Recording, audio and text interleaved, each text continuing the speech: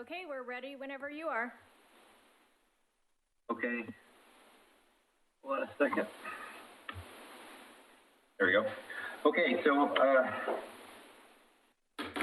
I'll call the meeting to order. I'm looking at my computer as well to make life easier. Are there any public comments before we start? Obviously not. Okay, then we will start with item 3A under public hearing. HR 20-05, historic review for a new detached garage in the McLaughlin Conservation District at 424th Street. Hey, Doug, I just want to announce the meeting date and what group this is for the Should I do that? Yeah. Well, today is April 28th. This is the meeting of the Historic Review Board of Oregon City. Thank you. And, members present? Members present, if you state your name, I guess. Ken Basinger. Grant Floyd. John McLaughlin. Great, thank you. Okay. Because this is a quasi-judicial hearing, and this is a public hearing, I've got to read the following. Okay? There are, I believe, 3 public hearings tonight. A staff report's been prepared for each application. It's been made available to the public 7 days before the first public hearing. The staff report identifies the approval criteria that apply to each applicant's proposal. Staff has analyzed the criteria which are contained in the staff report. The quasi-judicial hearing procedure that the commission will follow is set out in state law and the Oregon City Municipal Code. The hearing procedure steps are shown on the chart. You know, anyone wishing to speak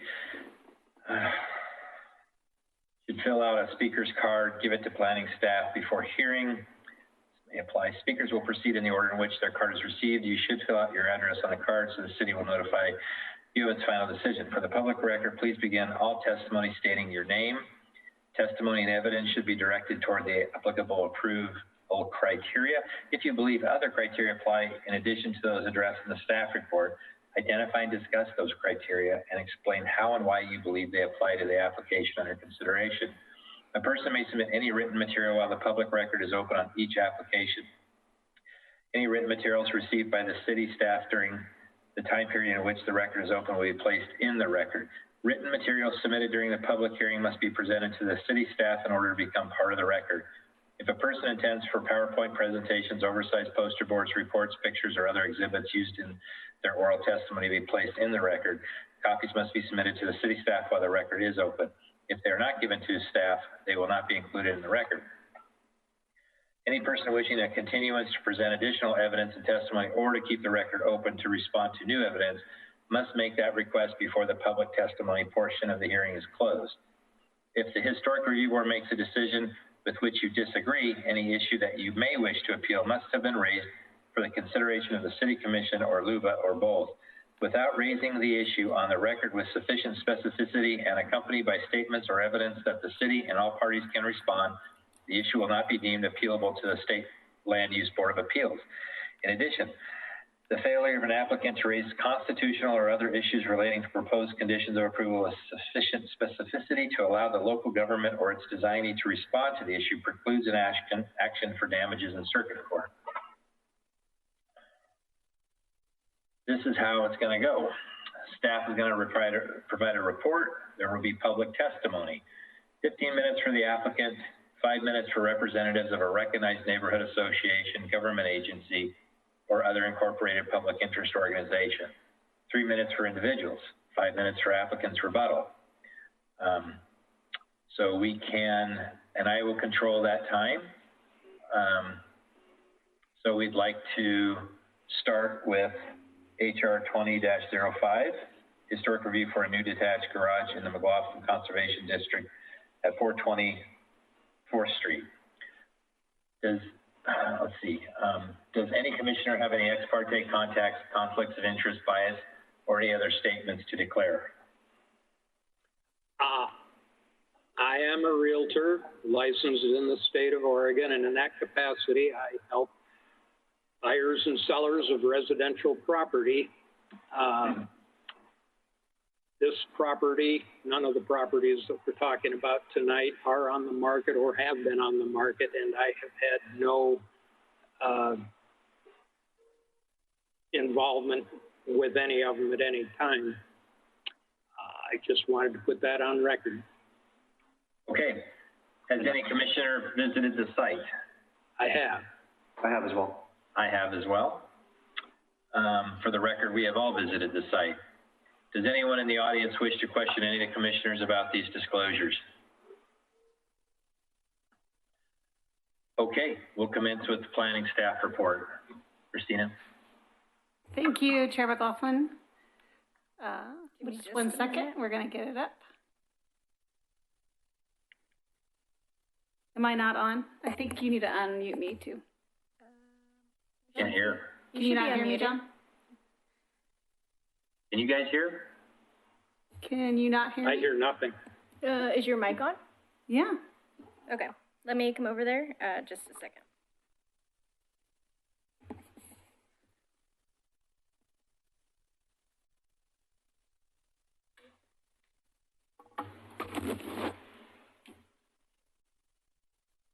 And that is not the first page, it's probably like the 5th page. Can you scroll up?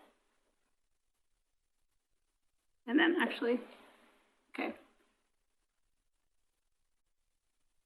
Can you hear me now? Yeah, Oh, you can, okay. Okay, now, yeah. great. Well, I'll be double mic'd. Here we go. All right, this Perfect. is HR 2005. It's 424th Street. This is a non-designated structure located in the McLaughlin Conservation District. The applicant wishes to build a new accessory garage. And as you know, accessory buildings over 200 square feet are considered new construction and require review. The applicant came in front of you in February, but because of the location of the garage, it was determined that they would need a preservation incentive to reduce the setback, and therefore that requires it to be part of the notice. So this application was re-noticed for the March meeting, which was then continued till April. Can you all hear me? Yes. Okay. Yes. As you see here, let's see, there's some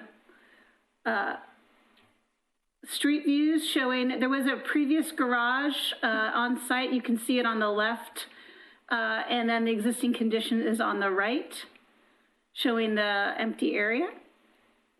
This is the front elevation of the property. These are some neighboring historic resources. The applicant also turned in 2 site plans, one showing a 5-foot setback from Center Street and one showing a 10-foot setback. The applicant wished to move forward with the 10-foot setback, but staff is recommending, does not recommend, it says the 1 foot, that was a typo, a 10-foot setback. Option for safety reasons is recommending the 5-foot setback. And the reason we do that is, the reason we have a 20-foot setback for garages is to allow space for a vehicle to be parked without blocking the sidewalk. And so in this situation, you actually, for safety, either want to have the full setback or the garage either within at the property line or within 5 feet of the property line. That precludes a car parking on the driveway, blocking the sidewalk and pedestrian travel. And so both Public Works and planning staff and our transportation engineer all recommended the 5-foot setback approach. And so the plan you see here is the plan with the 5-foot setback with the preservation incentive granted for the 20-foot required setback for a garage. This is the proposed garage. And staff has prepared conditions of approval, and I have some items modified in red I'd like to go over. One is it said prior to issuance of building permits, and it should be to the final of the building permit. The initial conditions of approval had a requirement that tribal notice needed to be given. That has been done, and those comments are in the record. And so that condition can be removed. Number 2. Number 7 indicates that lap siding may be wood or smooth composite panel. We've found over the years that it's really helpful to actually add the additional sentence that wood grain composite panels are not allowed. I think it helps a lot of people understand what the difference of smooth and wood grain is. So staff recommends that additional sentence be added as clarification. But right now, staff recommends approval of this application with the conditions that were in the application at the February meeting with the 5-foot setback. So I'm available for any questions the board may have. Well, I don't believe anybody actually showed up to the February meeting. And we do have the applicant here this evening. I am online or on the phone. Gotcha.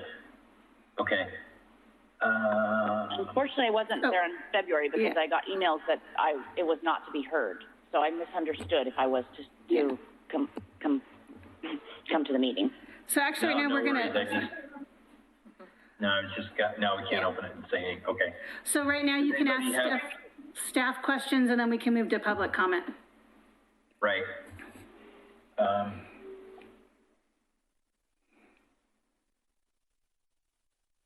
Anybody have any questions for staff?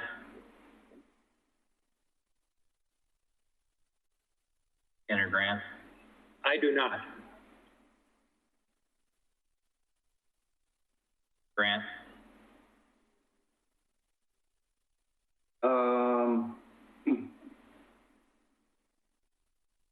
Just the condition on the proposed condition on the number 9 of the garage door, carriage door, it'll be a double, it's a double stall, right? A double wide, or are we proposing 2 single doors here? No, I think in the, one door that's 16. Yeah, in this situation, because it was a new construction on a non-designated historic resource in the McLaughlin Conservation District, there was a recommendation to allow the larger door, but to mitigate that with additional design elements to make it appear like a carriage door. Gotcha. Anything else? And Katie, can you go back to this? Then I will turn it over to the applicant, Laura, I believe. You've got 15 minutes. You don't have to take it. They can't see it, so do you want me to? But if you could state your name and you want to share the city in which you reside. Okay, hold on. Please. Unmute her. I'm Laura Swearingen, and I live in Oregon City at 420 and 4th Street, on 4th Street. Perfect.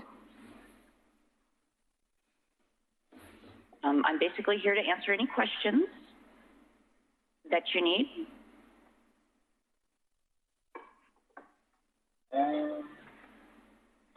Does anybody have any questions for the applicant?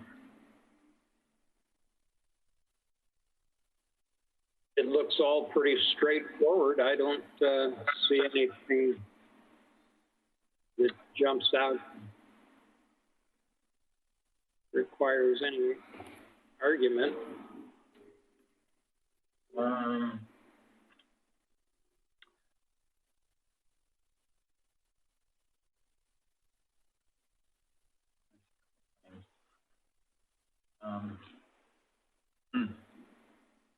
Grant? I've got no questions. Okay. Well, Laura, do you want to make any comments, or are you good? I'm good. I mean, do you need me to explain more of what I want to build here? It seems to me you guys have the information. I just want to make sure you have everything you want. I think, at least from my perspective, we've got everything, and the staff's laid out pretty well the conditions. My only thing that I would just like to bring up with going with the 5-foot setback, I'm certainly fine with doing that in order to move this forward. I can understand the reasoning. I am a gardener, and that gives a very small space. I've already got espaliered trees against the fence on the inside. And so with the 5-foot setback, that's going to be very tight for me to even get a wheelbarrow through there. is there any play on that, maybe giving an extra foot or two, or is it just the 5 feet is what it's going to take to move this project forward?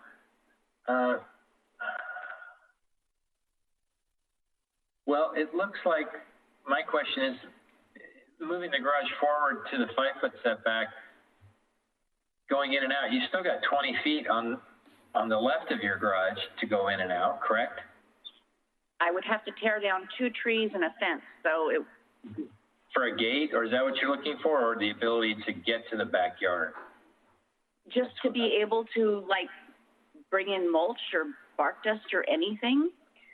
So where the trees are right now inside that fence line, which would be to the left of the garage, proposed garage. Yep. Right now there's espalier trees that are on a trellis that sticks out about a couple feet from the fence. Okay. So that'll leave me less than 3 feet between the edge of the garage corner there and the espalier trees. I guess if it comes down to it, I can take out trees, but I planted them, you know, when I moved in 2004, and they're beautiful, lovely trees. You're talking between the house and the garage, correct? No, I'm speaking on the, so it would be on the south side from, there is a fence that's parallel to Center Street. Okay, yeah. And if you look at the southeast corner of the garage there, okay, I think that's going to be very hard for me to negotiate into the backyard with a wheelbarrow. Other than that, I will be able to go around between the garage and the house, but then there's a stairway into the house. So I'm going to have to take the stairs out and figure out their entrance. Right. So I guess what I'm trying to get jive here. So the fence on the left, you've got espalier trees, but you can't get in between those to get to your back. Is that what you're saying? Well, I can right now. There's no structure blocking. No, but I'm saying if you can't to where it says 20 feet to the left of the garage, there's nowhere in there for you to be able to get in and out, is what you're saying. Correct. Oh yeah. Yes, that garage is butt up right against the fence, basically, pretty much. Yeah. Yeah. Okay. I guess my question is there any wiggle room there, or should I just make my own accommodations and make it work? It may come to that for the sake of getting it done. That's kind of what I figured. Well, that's kind of where staff's going with it too. Okay. Yeah. Well, I'm not trying to be difficult. I'm trying to give you guys what you need. No, that's good to hear that. That's yeah. I mean, it'd be great to get your garage. Yeah. Does anybody else? That. Yeah. Does anybody have any other questions for the applicant before I turn it over to other people who have signed in or? Okay. All right, Laura, thank you.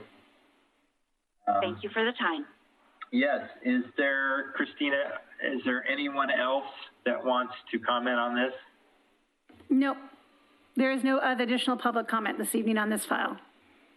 Okay, then I will close the public hearing and let the board deliberate and discuss. Fellas, do you have any comments or questions, or does someone want to make a motion? I'll make a motion for approval of the application subject to the conditions stated by staff. Do we have a second? I will second that motion. Okay, can we put this to a vote, please? Sure. Board Member Blythe? Aye. Board Member Basinger? Aye. Chair McLaughlin? Aye. Motion carries 3-0 with revised conditions. Okay, we're on to item 3B. HR 20-04, Historic Review Board review of a new single-family home and attached garage in the Kenema National Register Historic District on 4th Avenue. So, because this is a different public hearing, with different people, I've got to read the same thing again. So hang in there.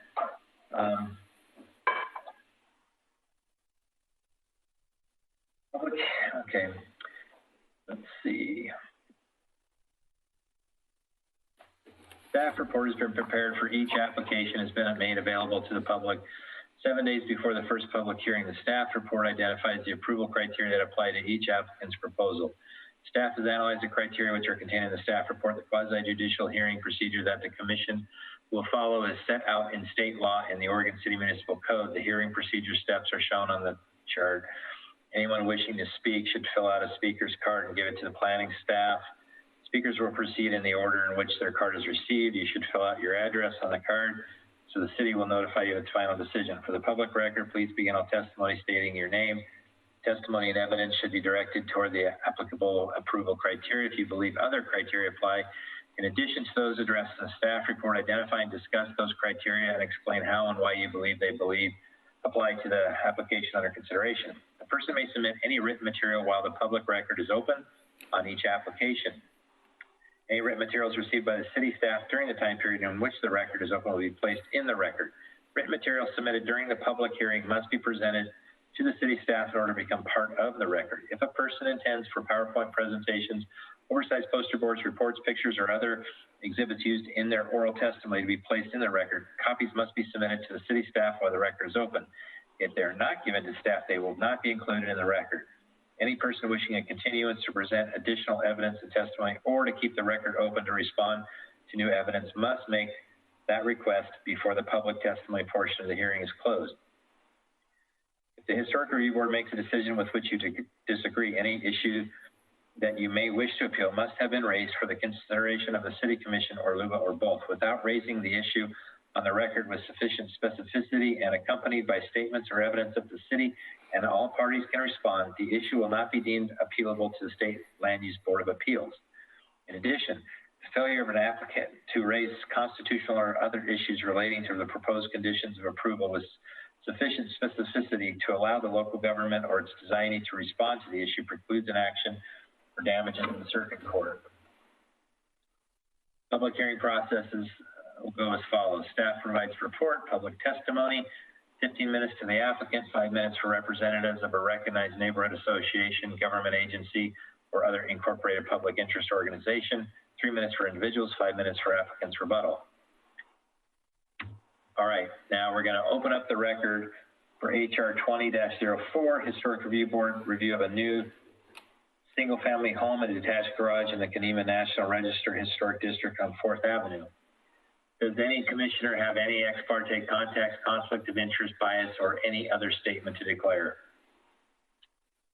As I stated in the last meeting, I met the applicants at the neighborhood association meeting. We had a discussion of the property, but I did not participate in that discussion. So no, I had no contact. Okay, has any commissioner visited the site? I have. Yes. Yes. And sorry, John, I also wanted to add that yeah.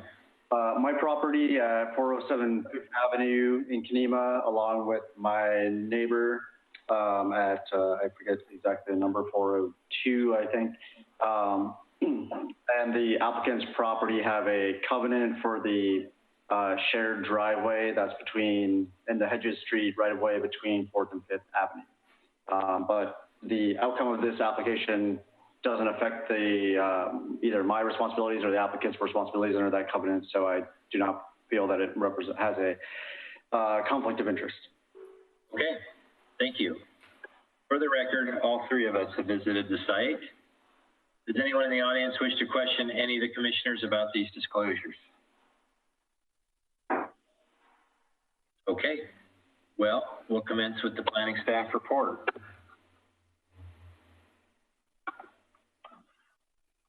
Just one moment. Yep.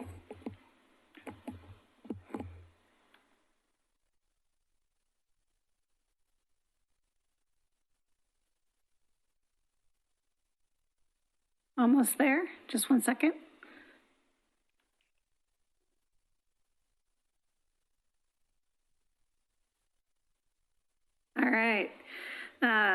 So as I mentioned, this is for a new single-family residence in the Kenema National Register Historic District.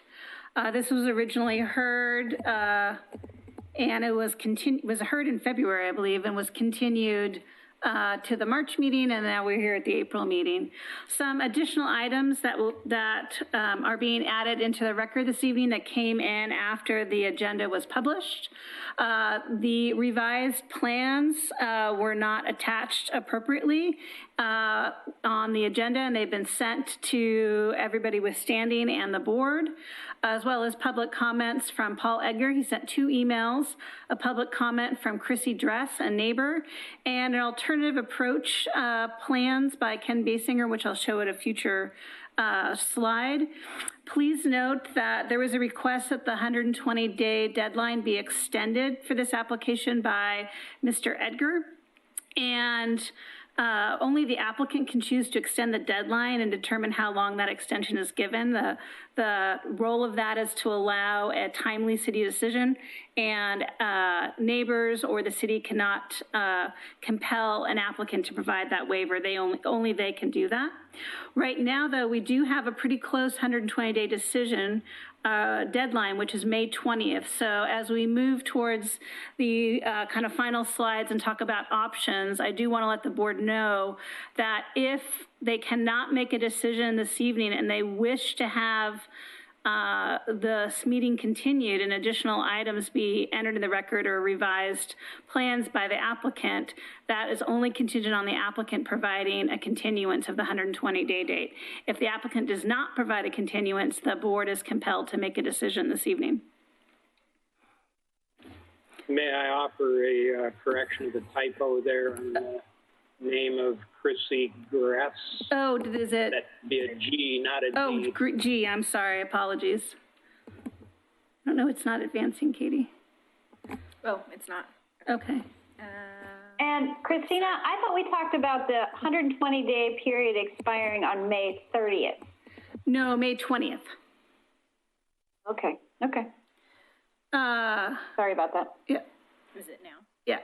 So you have 3 options this evening. I'll provide the slide at the beginning and the end. You can deny the application, so HR 2004. You can request the applicant provide an extension, and we provided a recommended date to allow this application to be continued to the May meeting. And provide direction on any additional information you think is needed to make your decision. Or 3, approve the application with revised conditions of approval that address specific width of the house and any other items the board finds are needed to mitigate the impact of the design. Staff has recommended a maximum width of 37 feet at grade. So staff also has potential denial findings in the staff report that you can use or supplement in your deliberations. Those are available. I think I highlighted them in red, so you can move to that. So that's part of the deliberation you want to move forward with. Ken Basinger, board member Basinger, provided an alternate approach plans that he can speak to during the deliberation. These have been forwarded to the applicant, and I'll let him talk about those more in detail, and we can go back to the slide at such time during the deliberations when this is brought up. So just to provide a little site context, this is located at the intersection of 4th Avenue and Hedges. Hedges is a platted street, but as Board Member Blythe mentioned, it is a kind of shared private driveway that has a reciprocal access easement and maintenance, but it is on platted right-of-way. The site is sloped. It slopes down towards 4th Avenue. It is located in the Geologic Hazard Overlay District, which means that after this application, if this application is approved, the applicant is also required to do a geologic hazard review, which is a notice type 2 application.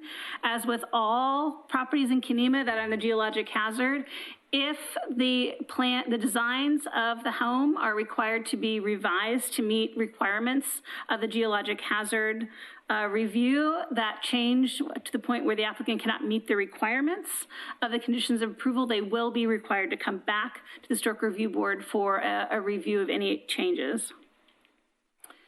Here's some street view. This is the intersection of Hedges and 4th, looking at the property.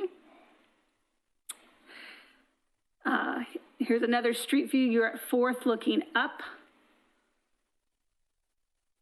There are some adjacent historic and non-historic homes, 207, 4th. Oh, I have that twice. So the top 3 to your left are historic, and on the right are 2 neighbors that are non-historic. The 311 Ganong was approved in the 1990s. 349 Fifth Avenue was approved in 2006. Both of those new constructions were not approved under these new design guidelines for new construction, which were adopted in September of 2006. The design guidelines talk about tree preservation and tree removal as it relates to the Kanema National Register District. It indicates to minimize tree removal of trees over 6-inch in caliper, and clear cutting of lots within Kanema are not allowed in the design guidelines. Staff has analyzed the tree removal proposal and has provided potential conditions of approval, which can be reviewed at the end of the presentation. The applicant did provide revised plans, and I will go through which elevations have been revised in the floor plans and which do not have revised elevations. This is a revised site plan showing a reduced width of the proposed house. She's showing the north elevation, the 4th Avenue elevation with the reduced width. This shows the south elevation, which is really the driveway rear elevation. These are the revised floor plans. You'll see on the left, the 40 feet as the width of the porch, though there are kind of 4-foot wings on both sides. It looks like the 4-foot wing on the Hedges side seems to be cantilevered, but the 4-foot kind of interior side yard wing looks to be at grade. So when staff makes the recommendation of 37 feet width at grade, the interior side kind of 4 feet bump out may need to be revised to either be removed or cantilevered in order to meet those conditions of approval. This is from the original submittal. We're not provided revised elevations for both the Hedges west elevation and that interior east elevation. Staff has provided recommended conditions of approval. I've highlighted the items in red that I think the board really should be looking at as part of the deliberation. And I'm going to get to that for my. So I think the discussion that staff recommends that the board look at is, has the applicant have the conditions of approval and the revised drawings provided adequate mitigation for the front elevation to be considered a front elevation and not kind of a rear elevation? That's the Hedges Street. The recommendation to kind of reduce the elements in the basement level so it does not appear to be a kind of a ground floor. So that would be modifying or removing the windows and moving the entry door to a less conspicuous location, either on the side, the interior side, or the far corner, and utilize either a half light or a solid door, which would be more of a traditional basement entry door. Condition of approval number 14. The applicant shall reduce the full width of the house to be a minimum of 37 feet at grade or an alternate measurement approved by the Historic Review Board. This 37 feet was based on staff's analysis of bungalow house widths in McLaughlin District, and 37 feet wide was the widest bungalow width that can be found in the district. And so knowing that this house has quite a lot of problems to overcome related to the grade and the massing that's created by that, staff recommends that the Historic Review Board do not allow a width greater than 37 feet, knowing that you have the topography that's going to create a larger massing, even with the 37-foot maximum historic width found in the district. The second page of conditions are kind of your traditional, if you want to do one. No, sorry, it's not advancing. I'm going to the next. There is no other slide. There isn't? Nope. Huh. I have it on mine. Well, it seems like the PDF that was created did not create the last page, so I will discuss the last condition number 25 in your staff report, which is a deliberation I think the board needs to make is, it says landscaping shall be utilized to visually shield the massing of the exposed basement level. A maximum of 10 shrubs with a minimum mature height of 5 feet may be required with final number and location selected by staff after construction. The proposed landscaping may be utilized or the applicant may be propose different landscaping that meets the condition. And the question is with the requirement to move the windows and relocate the door and provide this kind of larger shrubbery and a vegetative buffer, is that adequate enough to modify the massing and reduce the feeling that the basement is the ground floor of the proposal?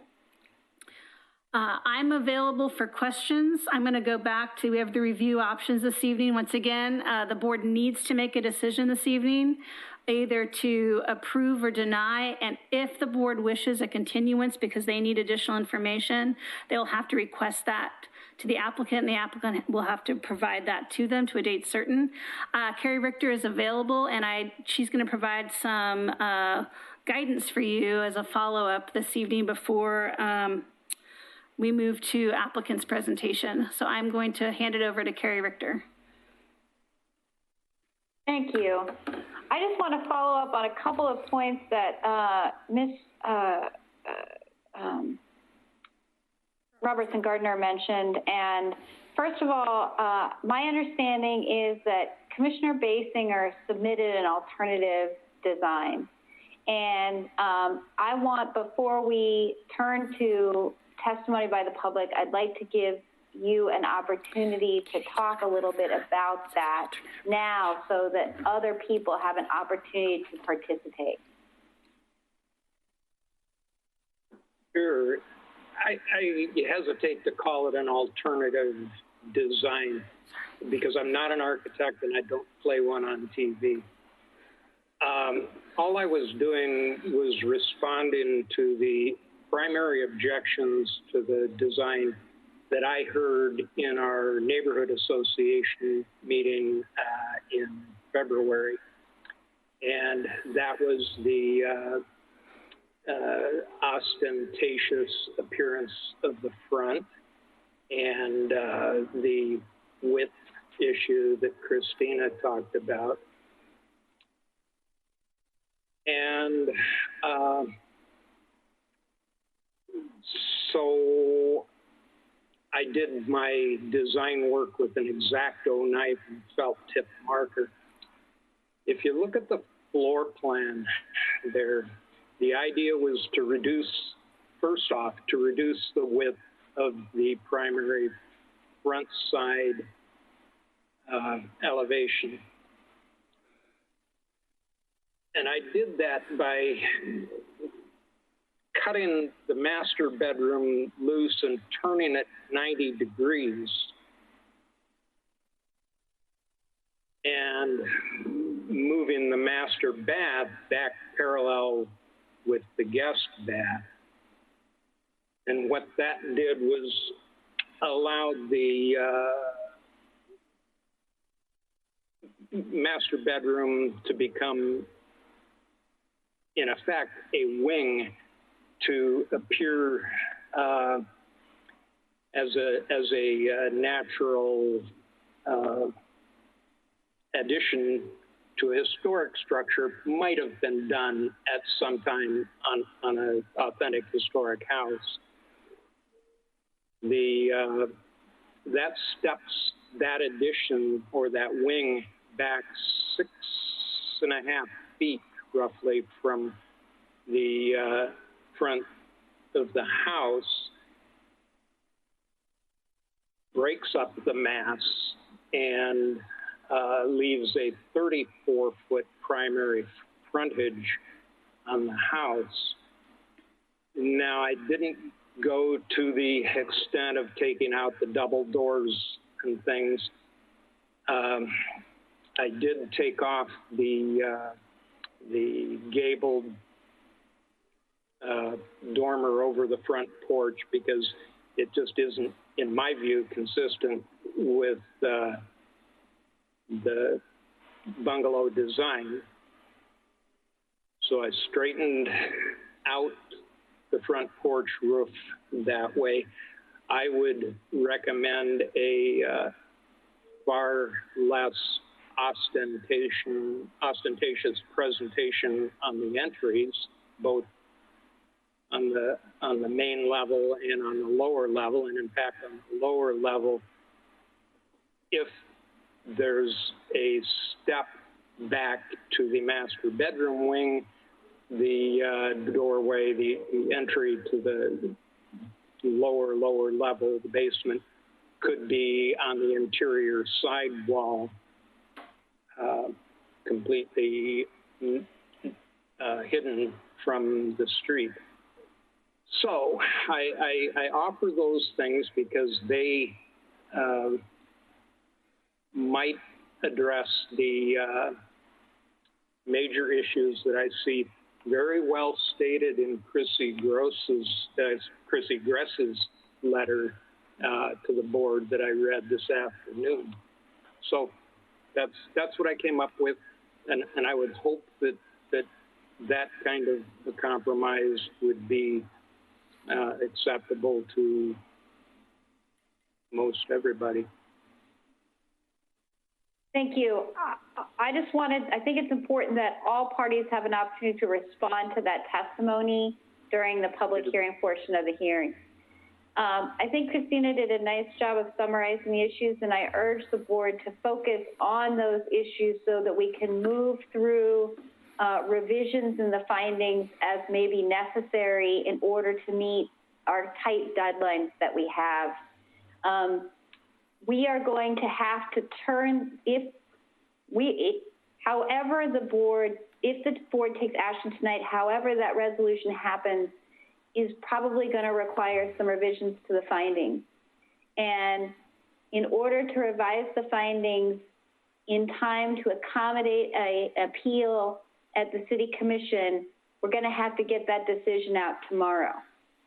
So as much as the board can advise Christina and I on how you would like to see the findings written with regard to massing, width, height, the door location, the door layout probably, the landscaping, those are sort of the high level issues that I see.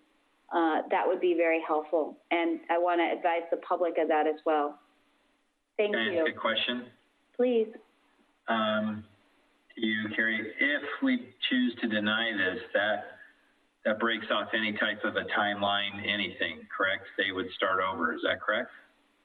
Well, if the Historic Review Board denies it, Christina and I will issue a notice of decision of denial that will go out tomorrow, and that starts an appeal period that the applicant can then appeal the decision to the City Commission for review.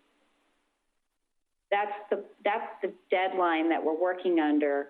We only have 2 City Commission meetings between now and the deadline, and we have to give notice of that appeal hearing if it happens. Okay, so then number 2 option, we ask the applicant to extend with the hope that they have the time to come back with correct revisions and so forth to get that done in a timely, smooth manner so that we're all on the same page. That would be option 2. And option three, yeah, okay. That's what I needed to know. There would be more of an opportunity for a dialogue. We're in a situation here of yes or no, and that's where we are. Right. Or an extension to accommodate. Right, because I look at 3 as something that, because there's so much to this and so many things that are involved in red, I guess is the best way to say it, or even with what Ken brought up tonight, makes it enough that I see how number 3 would go. I don't even know if I'm allowed to say anything on that right now, but I think you have concerns about number 3, and I think that's an honest thing to say at the outset before we take public comment. I don't even think 3 is an option, in my opinion, and I don't know if the other members feel that way, but I don't want to, and I look at it, and before we go to that, I don't look at number 1 as denying things. My only option that I see that is a win-win for them, make things simple and smooth here, is number 2, if they're willing to do that. But I think there's so much involved here that if nobody can come to some sort of agreement on a number 3, then you go back to number 1. So, and I don't. Let's take the public testimony, and then you all can decide how you want to go. I kind of wanted to bring that up just so we can all see which option, what they each really mean, right? So, does anybody else have questions for Carrie or staff before I turn it over to the applicant? Oh. Okay. All right. Then I will turn it over to the applicant. You've got 15 minutes. I'm going to keep an eye on that. You don't have to take that time, but if you could state your name and the city of residence. Mila Izerski, Oregon City. My husband had to step out, and Bo, our architect, unfortunately, due to his health, was not able to join. We're here to listen for your guys' feedback and are open to, making it work for everybody is essentially the goal here, so everybody's happy. That's it for me. Okay. Well, thanks for being here. Does anybody have questions for the applicant? I do. Yes. I have a question. Mila, did you look at the sketch I made? Did you understand what I was doing there? I know it's kind of crude and maybe doesn't show up, but did you have anything you wanted to say about the idea? No, not really. I see where you were coming from with that purpose, with that suggestion. And unfortunately, Bo, our architect, was not available for me to get his feedback in terms of whether it would be feasible with the topography.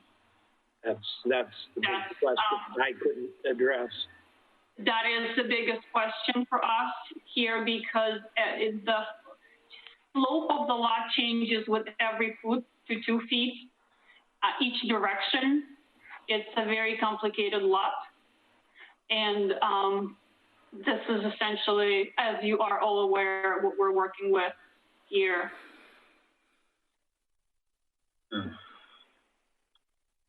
Okay. Grant, do you have anything? Yeah, just a couple quick partial comments and maybe a couple questions for you. So first, I thought it's a little bit unfortunate that we're in the situation we are with the timeline. I think what the preferred process would have been is that we would have done a second, maybe a second round of design advice back at the beginning of the new year and been able to get this refined so that when it came for the final review, that it was, you know, a rubber stamp type situation and not being in kind of this situation. Of course, the virus didn't help that case either with the delays there. Do you, you know, my assumption is that you're wanting to get started on the project probably during this summer season when it's dry. Correct. So, you know, if we're in a situation where we don't have the conditions of approval or the design finalized enough that we can approve tonight, what's your preference on, you know, if you're trying to get started sooner rather than later, I would hate to, you know, have to deny it and then everything start fresh with a new period and all that. You know, are you open to this extension in time where we can, you know, provide additional feedback tonight and then try to, you know, finalize an approval next month instead of tonight? Or, you know, how would you prefer us to approach that?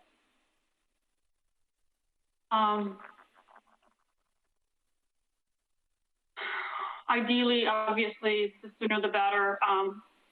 My concern is that if we push it out till next month, we will not be on time with everything else that we will need to do after this step to get permits on time to be able to excavate before this summer season's over. So that is, you know, making things more complicated, obviously, not that it already isn't. But I guess we will, we want to be there. We see it as long-term. We've had the lot for 3 years trying to work with you guys over it's been almost 3 years. So we want to continue. We want to be there. We want it to be your home for us and our kids and our moms. And but at the same time, we want to make everybody happy and make sure it fits in and, you know, complies with everything that it needs to. I guess we have to be flexible at this point.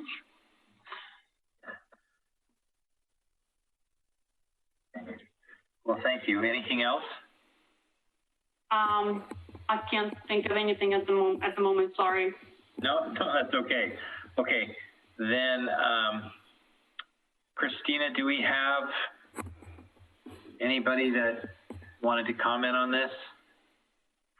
We do have one gentleman from the Kenema neighborhood. Do you want to come up, Ron? Is this a representative? Well, just 1 second. You can come up.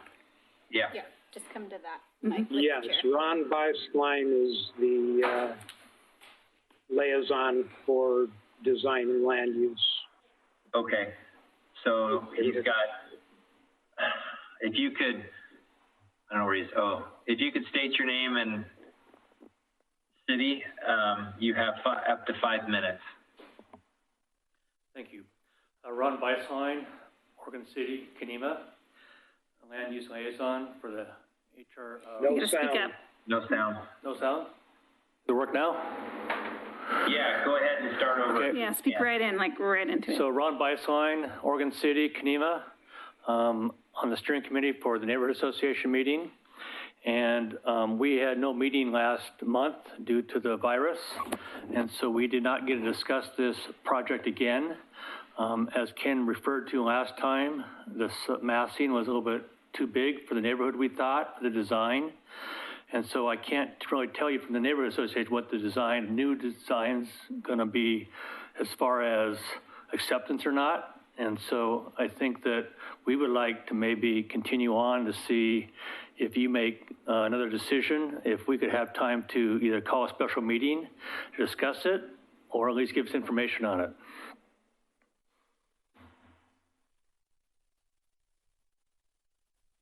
Thank you. Okay, is that it? Yes. Okay, thank you. Christina, is there anyone else? There isn't, and I have a couple of comments, and I think I'll hand it back to Carrie before deliberation starts. Okay, if there is not, then as far as the applicant, they do have an opportunity to have a rebuttal. Do you have a rebuttal to what he said? Any comments? No, I'm good, Okay. thank you. Okay, then I'm going to close the public hearing and let staff make some comments before we deliberate this. Sure, I'll let Carrie walk you through the extension process. Oh, Carrie, sorry. Oh, no, but Sorry. first, I just wanted to make one quick comment. The applicant has turned in their geologic hazard review, but is currently incomplete. So right now, it's unsure if they can move forward for construction this summer because they have the second part of their application has not been noticed yet. Okay. Wait, Christina, can you tell us a little bit about what, so the application's deemed incomplete and it would be a type 2 review? It's a type 2 geologic hazard review. So that would be notice to the neighbors, an opportunity to comment, and then a staff decision with a right to appeal to city commission, correct? And the application is not deemed complete, so the applicant needs to submit additional information, and then some days will pass, staff will deem it complete. And what is the planning office's current sort of turnaround? I understand nobody's bound to this, but what is it going to be 120 days? We generally get a city decision out between day 30 to 60 after an application is complete and noticed. And at that point, then the applicant turns in for their building permit review and works with development services on any additional conditions of approval. Could they, but they can move as quickly as they want on the geologic hazard review while this sits in an alternative course, right? Correct. They have to have both. They have to have both in order to get their building permit, but they can stay on separate courses, and one isn't contingent on the other than the fact they can't get a building permit. Correct. I mean, unless the design dramatically changed, but nothing discussed so far as would not affect the geologic hazard review. Because this is in Kenema, in a known landslide area, there is a requirement of mid-October is the deadline for any excavation. So that is really what they're working on, is that magic, finish excavations by mid-October. If not, then they have to wait to the spring. Christina, is that excavation for just dig out for building, or is that all excavation, backfilling and so forth? It's everything. You have to have that. Generally, you need to have all your excavation completed by that October date. Excavation and filling. So generally, you put your foundation and your excavation in by that October date, and then you do the rest of the construction, the core afterwards. What was the date in October? I want to say October 15th. Halloween. It's Halloween. Sorry. Excuse me. Oh, end of the month. Got it. Okay. Anything else? That's it. So I'm going to turn it over to Carrie, who'll provide you kind of direction on the logistics of extension with the applicant, if that's a path that the board wants to go down. I think so. Okay. Because the applicant will need to provide the 120-day extension prior to the decision by the Historic Review Board tonight, if that's the path that they want to go down. Carrie, if we make a motion for a continuance, I didn't know that we had to have the applicant's approval for that. Is it because we're at the witching hour of coming into the end of the first phase? Yes. So okay. The city has to make a decision by May 20th, and that deadline only the applicant can extend. Gotcha. And so before you all take any action, I would like for you to ask the applicant to affirmatively state that they or she consents to an extension of the 120-day rule, and to what day she will extend it to. she talked about letting it go for a month. Staff had identified, I think, the middle of August. August 6th. Okay, August 6th. So you guys, we need an affirmative statement from the applicant about this. Okay, before you decide whether you can continue it or not. Right. Okay. So then I would need to open this back up to the public. Ask so that the applicant. so that she can state on the record a willingness to extend the 120-day deadline. Okay. Okay. So then, does that go to a date certain, or is it tied to August 6th? Well, it needs to go to a date certain, so that we don't have to have new notice. So if we went 30 days, we would be at June 20th. I don't think there's time for that. Okay, so then can I open this back up? We would have to go for at least 30 days in order to accommodate a historic review board meeting the end of May, and then a city commission meeting, the second commission meeting in June. So I think 30 days is about the minimum we could go. Correct. Yeah. Go ahead. If I could just throw a comment out there, I really only would like to ask the applicant to extend the deadline if we can provide a clear set of kind of conditions for them to come back with plans that we can approve next month. You know, I don't want to ask them to extend it, come back with something that may or may not work, and then we're denying it again. And, you know, if we don't have that path to get them an approved application done, I don't necessarily want to, you know, ask them that route, if that makes sense. I absolutely agree. So I agree with that. I just think that if they follow the staff's recommendations and actually follow through with that, I think everything would be mitigated to the point where they could get approval. Would you agree with that? Right, yeah. So my point being is that if we were able to if we were to continue to next month, ideally, you know, obviously there's no guarantees, but ideally we're not in a situation where the application is getting denied and then getting appealed to the city council, so that by the end of May, they're able to move on with their process and hopefully be able to get their, you know, permits and work done this summer in the summer period. That was just the one point I wanted to kind of make there. So. And I think our meeting is on the 26th next month. Just a second. Yeah. It's on the 26th, the day after Memorial Day. Okay.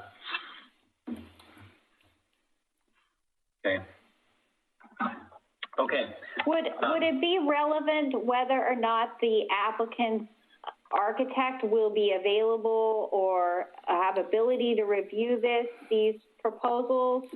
That's a good question. Okay. So can I open this back up to public so I can ask the applicant these questions? Okay. So I'm opening this meeting back up.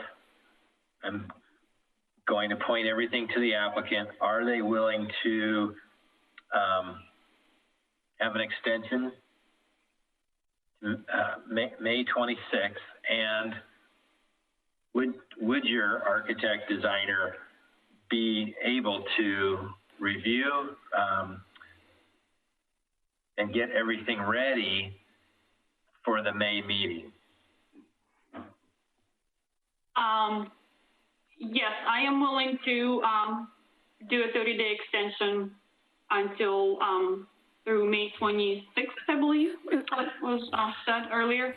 Yeah. June 20th will be the extension deadline date. The hearing before a historic review board will be May 26th.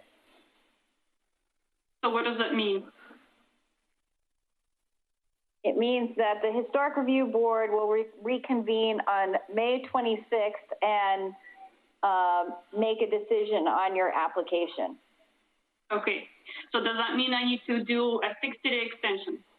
No, a 30-day extension. 30-day extension. Okay, I'm willing to do that. Thank you. My concern is that I wanted to bring up, you guys discussed this earlier, the incomplete application for geotag. The reason why we were holding on responding to that, because we needed to hear historic board, you know, as to how this is going to go, because as Christina mentioned, if there are major changes, then this needs to be reflected in our response back to the geohazard, this application being open and incomplete. And we have a deadline that we need to turn that back into them at the same time. Just wanted to bring that up. Gotcha. Okay, so talking about this,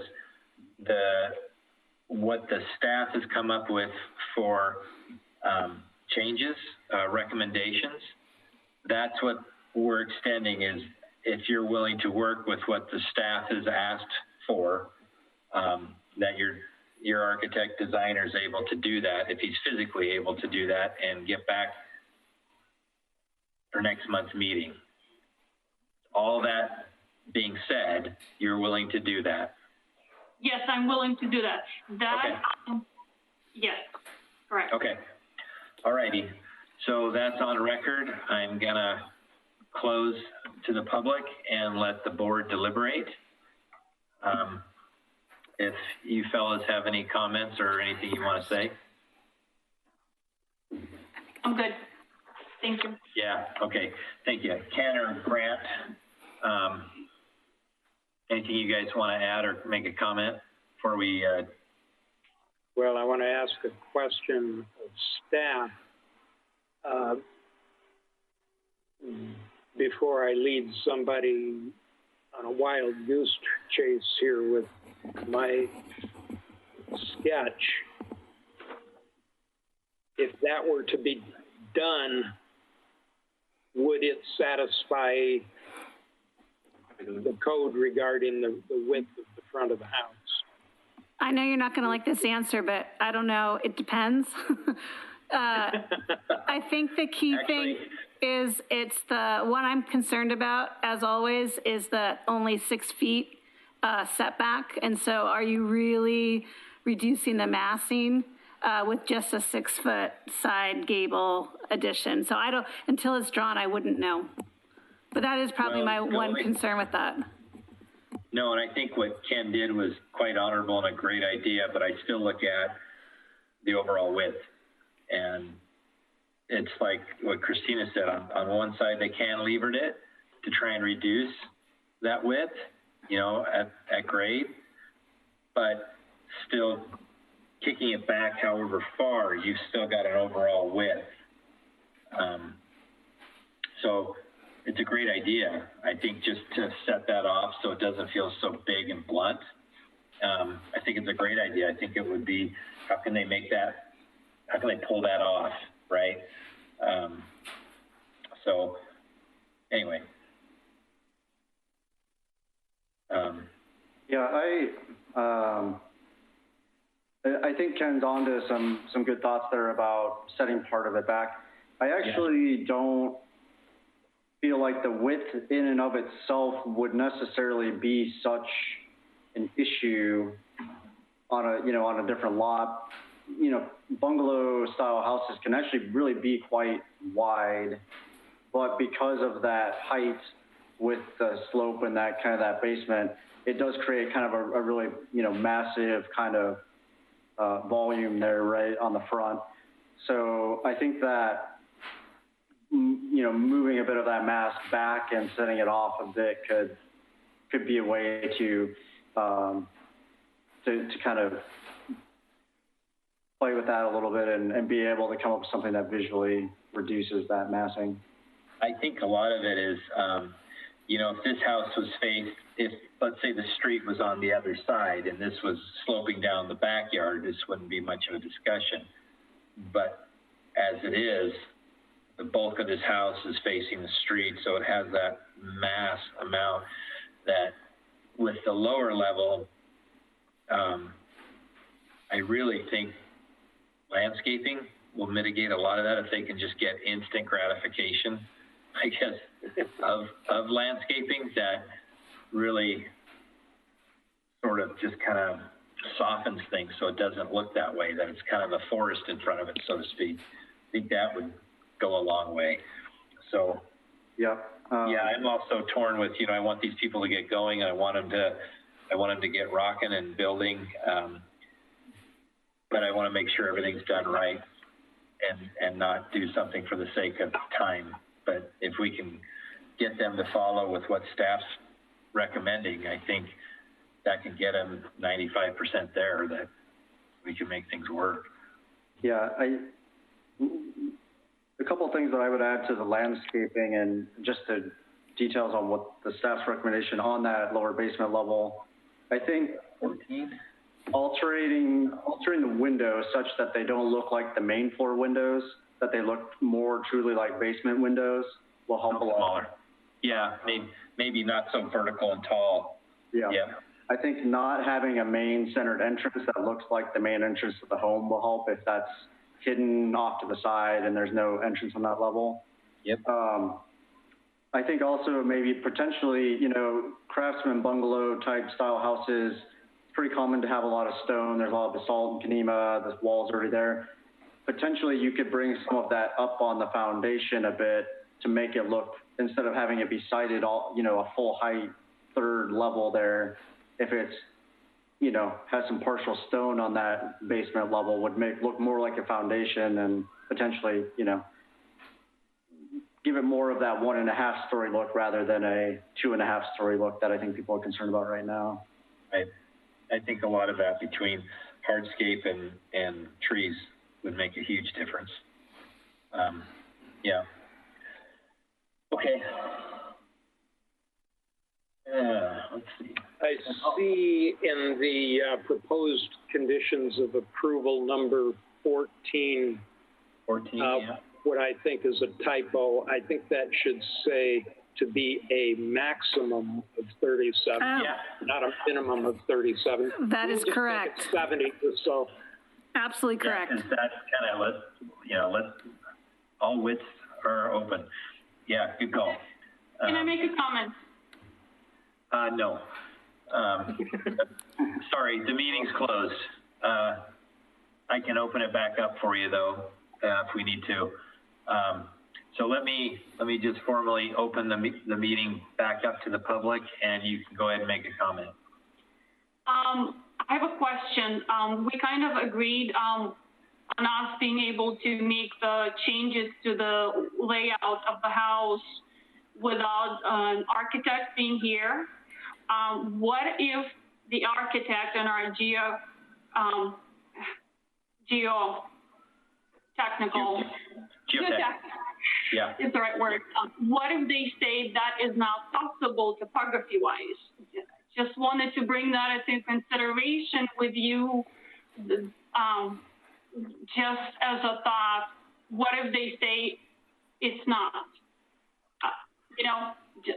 I don't want to be in the same position we're in today, 30 days down the road, is what I'm saying.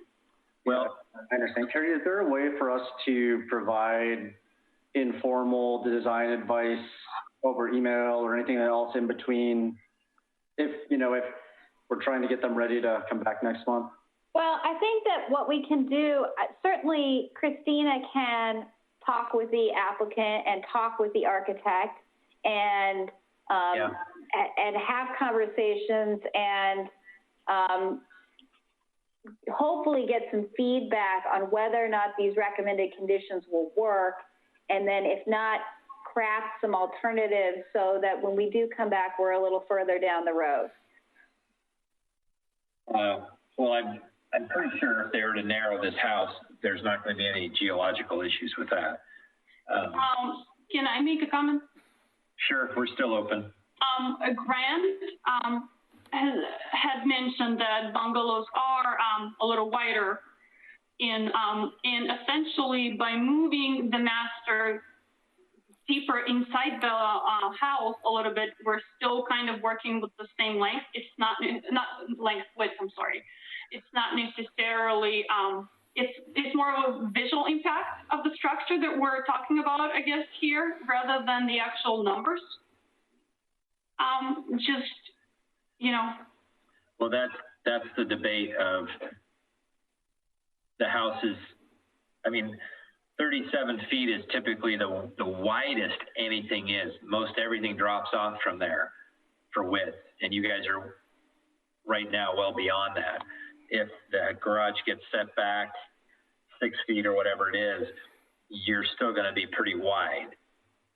I think Ken's idea was, how do you soften that so it doesn't look so bad, that maybe that would be allowable. Ultimately, if you guys want to make this thing work smoother, the biggest thing here is width, right? If you narrow your house down to 37 feet at grade, you're going to have a lot easier time. And as far as narrowing your house, that's not going to be a geo issue, okay? Mm-hmm. So there may have to be some compromise on your end as far as the width of your house. So. Mm-hmm. It could be that you don't want to do that, but you're just going to have to somehow make the width of that house lose some weight. Mm-hmm. So that's why I'm saying the conditions that staff recommends, if they were adhered to, I think you would be able to make things work. Yeah, thank you. Yeah, I understand where you're coming from, but at the same time, I just, sorry, I lost my thoughts.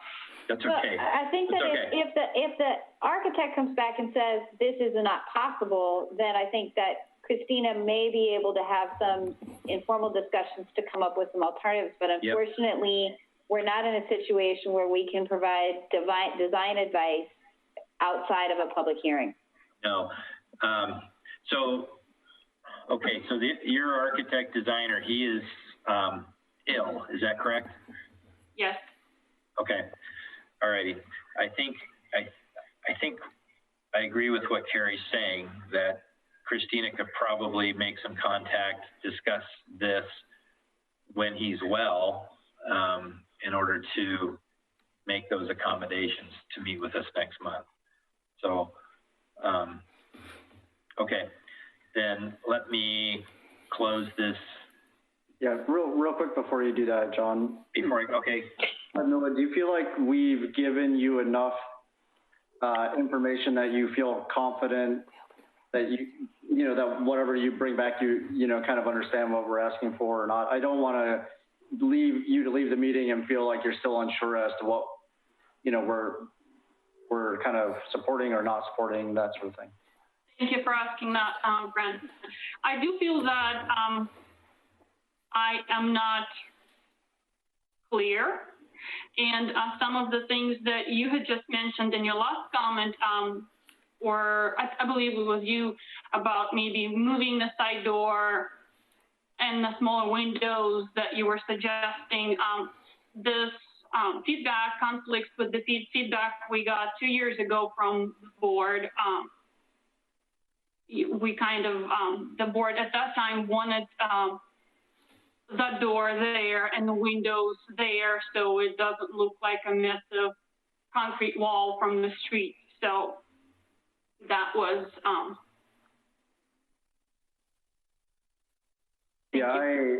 I do recall, I guess, from our first design advice session that there was kind of a similar height, but it was kind of all siding all the way up, and so we suggested putting in some of the windows so that it didn't look quite so just like a massive,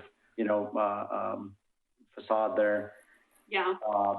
I think the best advice on the windows that I would give is, if you look at straight out of the book, Sears catalog from the 1930s craftsman bungalow styles and look at what the basement windows look like, if you can follow those sort of style cues and things on the foundation, and that, that's going to be the best way to pursue. So I think rather than those, basement windows being double hung, if they're more like casement type, windows or something that gives them a little bit more of that appearance, is going to be maybe what would push it in that stylistic direction that we're talking about. Thank you. Okay. I'd like to close the public hearing and let the board deliberate. Based on what we're talking about, fellas, does someone want to make a motion now that we have approval for an extension? Can I ask one question before we go for a motion? Yes, sir. Would we be looking at 60 days so that we don't put ourselves in a jam, in the same jam next month? Oh, we like this jam.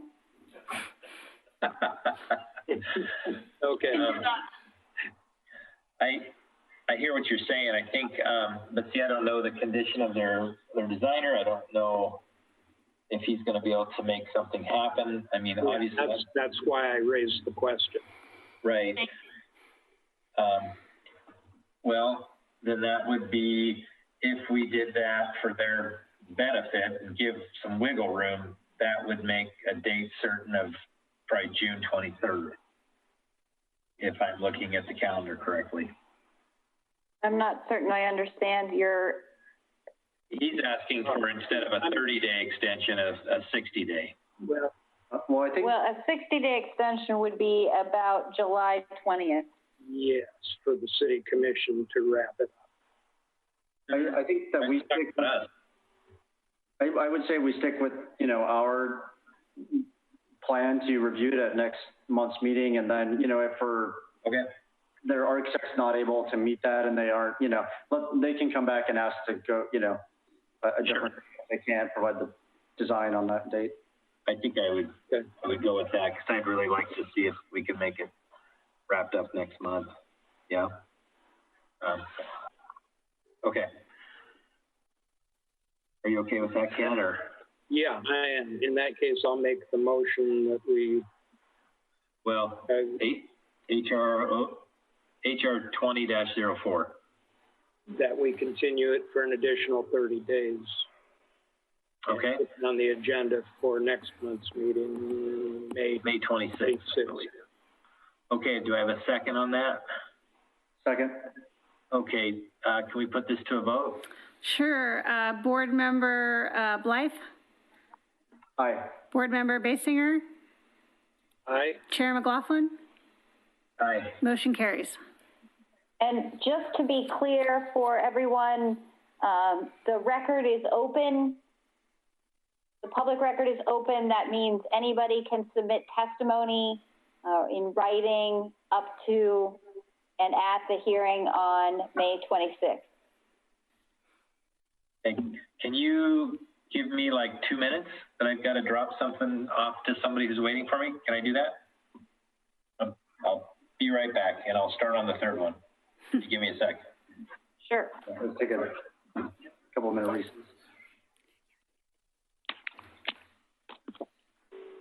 Actually, you know what? Give it to me, because I'm going to do it anyway. No, give it to her. Just give it to me. I was like, Katie's going to give it to me after you give it to her, so we'll just cut out the middle person. Tomorrow? How about the day after tomorrow? I have a lot to do tomorrow. Okay.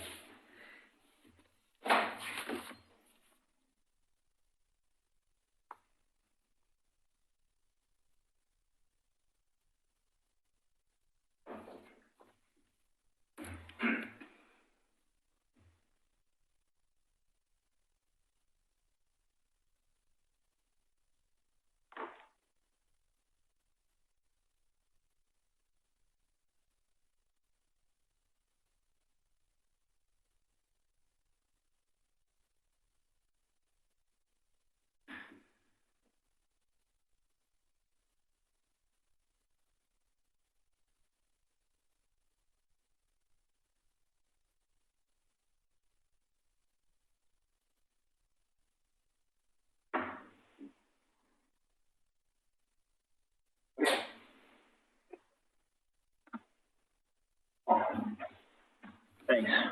That's sweet. Good timing. Okay. We're on to 3C, HR 20-01, historic review for a new live-work unit in the McLaughlin Conservation District on 5th Street. So I have to read this again.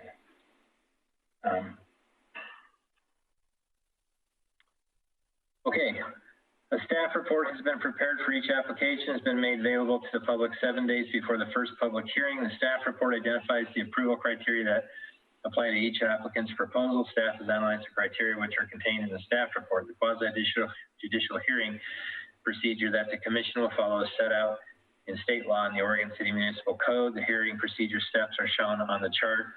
Anyone wishing to speak should fill out a speaker's card and give it to the planning staff before hearing. Speakers will proceed in the order in which their card is received. You should fill out your address on the card so the city will notify you of its final decision.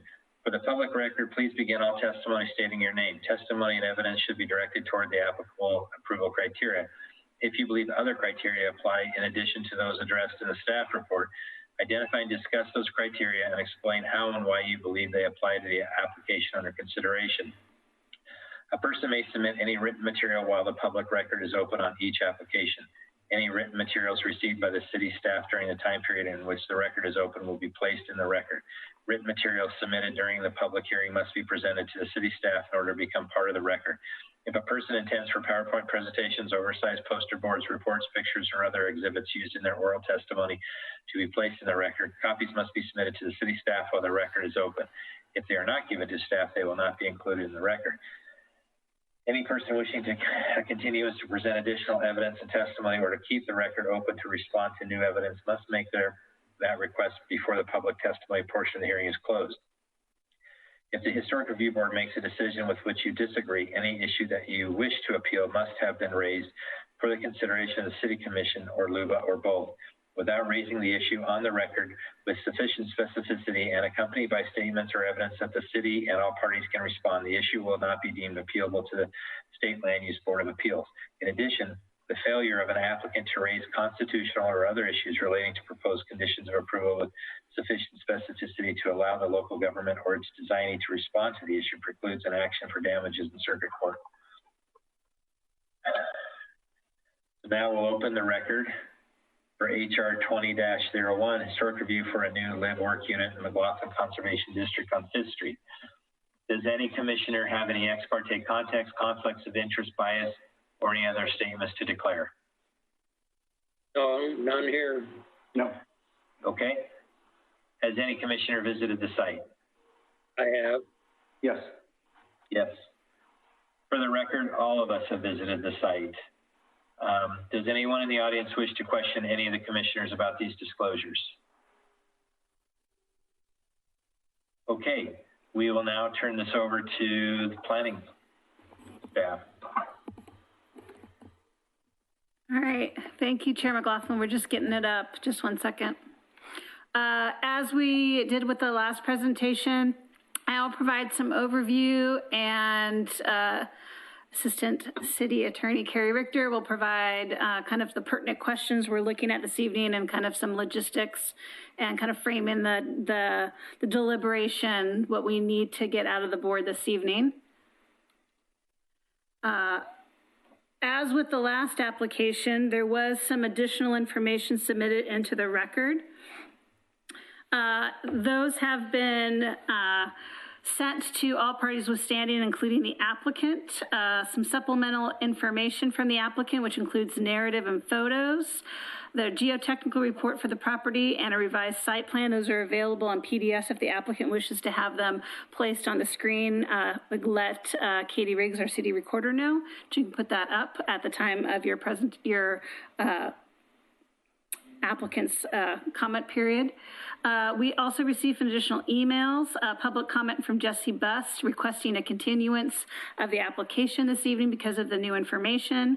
Public comment from Jylene Maudlin, who's here this evening, about massing and design, as well as a last-minute comment from Wendy Marshall on behalf of the McLaughlin Neighborhood Association, which I just pasted on the slide here, and I'll read it out.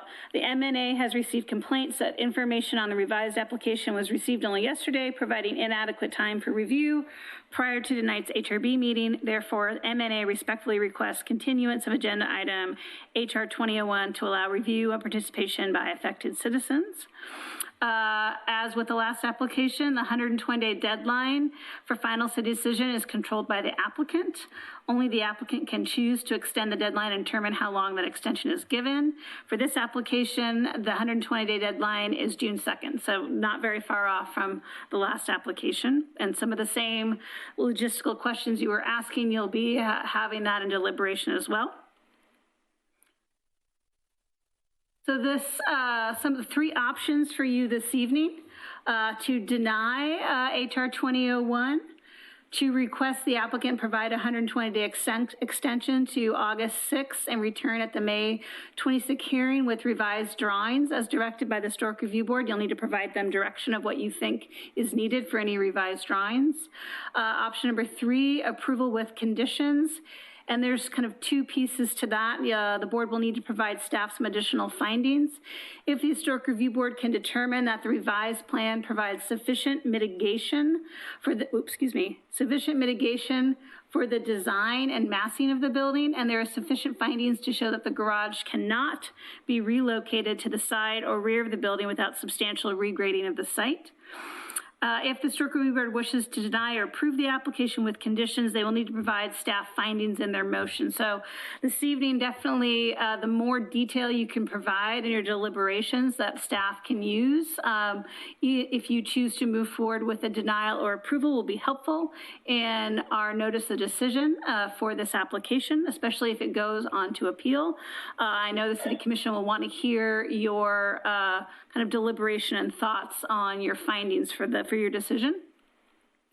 The property is located on 5th Street near 5th and Monroe. It is a commercially zoned property next to an existing commercially zoned kind of 1960s low designed kind of mid-century low designed office building. You'll see the site slopes from the southeast corner down. A notice geologic hazard review and site plan design review for live workspace is required for this application prior to any grading or ground disturbance. So the applicant will need to go through two type 2 reviews, which requires notice to the neighbors, a staff report that can be appealed to the City Commission. If the geologic hazard site plan review requires a redesign of the approved design, the applicant is required to resubmit for historic approval. There's been some questions about what is live work and what the applicant is actually proposing as part of this. I wanted to provide a little code section for you. In Oregon City, we have a definition of live work dwelling. And I apologize that I did not spell check this last page before I sent it off, but 1704-645, live work is a dwelling in which a business is designed to be operated on the ground floor, and the ground floor commercial, personal service, or office space has visibility, signage, and access from the primary street. The applicant has not proposed a residential care facility as part of this application. If the applicant proposes a use allowed in the district, which a residential care facility is an allowed use, it will be reviewed for compliance with site plan and design review code found in our municipal code, applicable building codes, and the state of Oregon requirements for congregate care. If these requirements change the approved plans, as we discussed in the last slide, the applicant would be required to resubmit for historic review. Here is some street views. This is showing the existing office, kind of mid-century office building that is also zoned commercial on 5th. Here is some street views looking up. So on the top left, you see the subject site as well. That's kind of the lower end of the subject site. And the bottom right, you kind of see the upper part of the subject site where it kind of abuts a path, a pedestrian path that links up to Waterboard Park. There are some adjacent historic resources near the property at 1017 5th Street and 10005 5th Street. I also added kind of one of the well-known Foursquare representations in the McLaughlin Conservation District. There's not a lot of Foursquares, and it's not a default design style, but in the commercial and multifamily design section of the design guidelines for new construction, it does recommend this as an alternate design type. So I wanted to kind of provide an example of an existing Foursquare residential building in the district that's a little bit farther away. It's on Washington Street, but it is a good example of a Foursquare design. The applicant submitted some revised plans. It shows the commercial space, and in the revised plans, it shows a door to the side of the proposal, which enters into stairs to the second floor and looks like an elevator, which is a little bit different from the previous, which had some railing and stairs up to a side door. Shows the revised front elevation. The applicant reduced the height of the third floor to resemble a half story. And provided more details on the ground floor to make it look like a front porch of a residential structure. That's the work part of the live work, which is on the ground floor. These shows the revised side elevations. So up to your left is the elevation you see on the downhill side. So as you're driving up Fifth Street, you would see that elevation, and as you're driving down Fifth Street, you would see the elevation on the bottom right. You'll notice the garage, which we'll talk about at a future slide. It can be shown on the left elevation. The garage is accessed on the ground elevation, but there is a kind of a residential deck on the top of the garage, as well as you'll see that it is pretty integrated into the kind of rear of the kind of side addition of the Foursquare design. So that will come up in some of the options you'll have in your deliberations.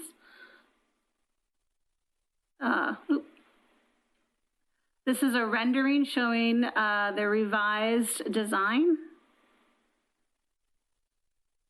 So there's two main questions I think the board really needs to look at this evening, and how they answer them will help them determine what they do, their next steps for their decision making. One is a massing question, and massing really is determined as a component of either residential or commercial design. What is appropriate for massing for a commercial building is different than a residential building. So commercial buildings often have a larger massing than a residential building. An office building might have a larger massing even if it uses a residential design. As part of your deliberations, the board must determine if the massing is appropriate for the proposed building. Specifically, the board should determine if the design, is it commercial, residential, or a hybrid kind of approach of residential / commercial. So it's partially residential, but with some commercial elements on the ground floor being live work. And does it fit within the context of the immediate neighborhood, and why or why not? So based on the type of design, is the massing appropriate with its neighbors in the context of this part of the McLaughlin district? The second question is the garage location. The applicant submitted additional information to the record along with the site's geotech report. Given the site slope, this garage has been pushed back from the front elevation to the extent practical, according to the applicant. Though the applicant is, I apologize, that this does not get spell checked, I apologize. The applicant has shown a detached garage or side entry garage would have on the slope or the needed grading, so they did not provide kind of an alternative approach on why the side or rear entry garage could not be added. If the board sees this design as a residential building or hybrid design, the board has made similar findings for other topographically constrained lots such as 413 4th Avenue and 712 4th Avenue in Kenema that allowed an attached garage because of topographically constraint. If the board sees this more of a commercial design, it might be harder to make the findings that an attached garage would be appropriate, because a kind of a attached front entrance garage is rarely seen adjacent to and embedded into a commercial design. So the board really has three options this evening. Approve the design without a garage, provide needed conditions to revise the kind of elevation that's behind the garage, you know, by providing additional windows, and ask the board for a 120-day waiver to allow that redesign to be resubmitted and reviewed at a future meeting. 3, approve as submitted if the applicant or the Historic Review Board provides additional evidence explaining how a front-facing attached garage complies with the site characteristics and requirements of the design standards and does not adversely affect the district. So question number 1, is this an appropriate massing for the design type identified? 2, is the garage located in an appropriate location based on the design type and the mitigating factors, or is the applicant required to come back showing additional findings of why an alternative side, rear entry, or detached garage could not be pursued? Staff has proposed recommended conditions of approval if the board wants to move forward with approving the application. I have not highlighted any in particular, but I can go through any one that the board wishes to review based on kind of the direction was given on that massing question and the garage question. We can review any particular individual conditions of approval that would be recommended for this. I'm available for any questions, and I know Assistant City Attorney Carrie Richter is here to provide guidance and kind of some overarching strategy of how the board should look at their decision this evening. I'll hand it over to Carrie. Oh, okay. Oh, go ahead with your question. The question is, a foster home is allowed in this neighborhood, correct? Well, a residential care facility, which is a residence where you have between 6 and 15 members, is allowed in the mixed-use corridor zone. So that would go through site plan and design review, and any requirements that are required for site plan and design review through that use, commercial use, and any requirements, of course, of the state of Oregon for any licensure would be required to review. But right now, the applicant has not proposed that as a use. They proposed a live-work use. So Right. One dwelling unit, yeah, and the workspace. My question is, if it is going to be something like that, if they plan that, would they have to go through a lot of more hoops to get approval for that in the beginning? Potentially, because Yes or if no? you are a residential care facility, you are reviewed at the same level as a multifamily structure on the planning level. And so we may have additional parking review and additional reviews. And I don't know Okay.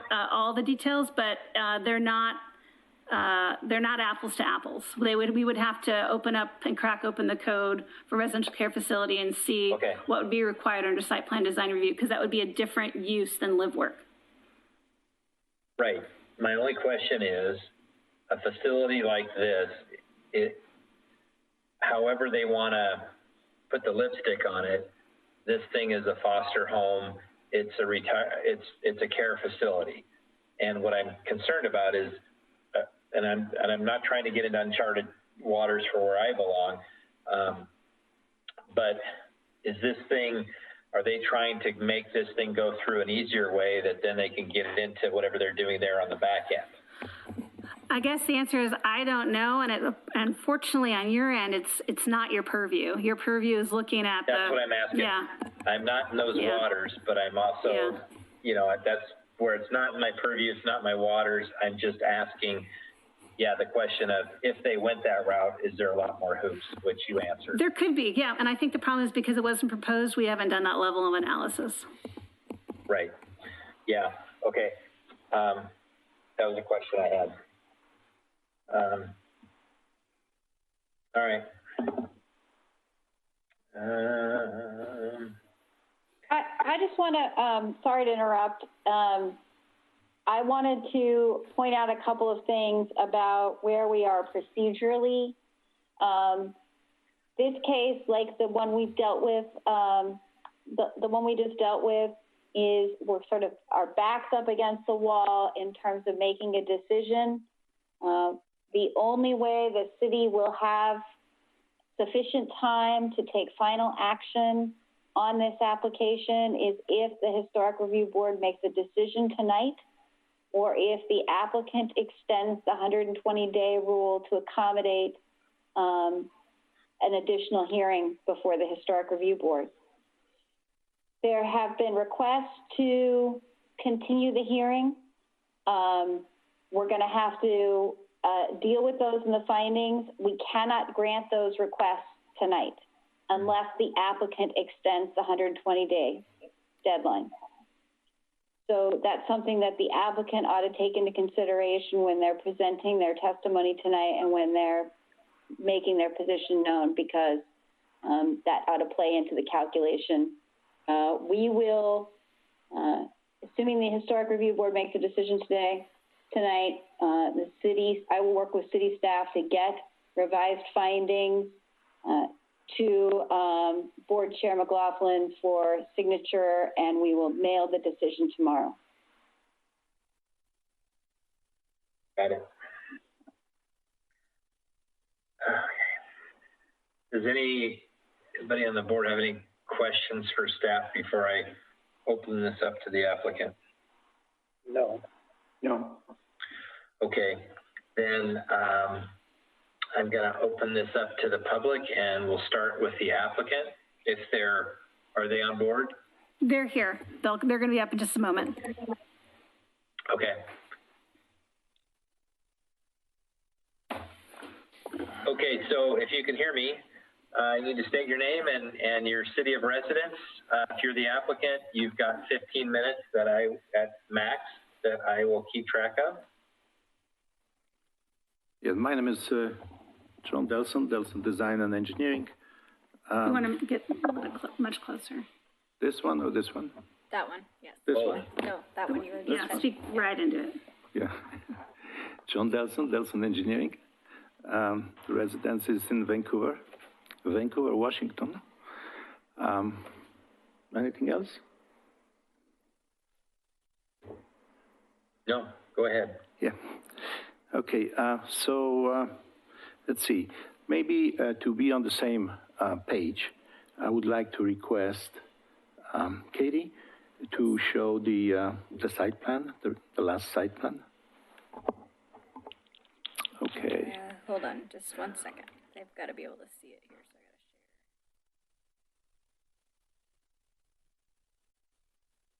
I got to share. Here we go. Okay, and if we can rotate 90 degrees clockwise.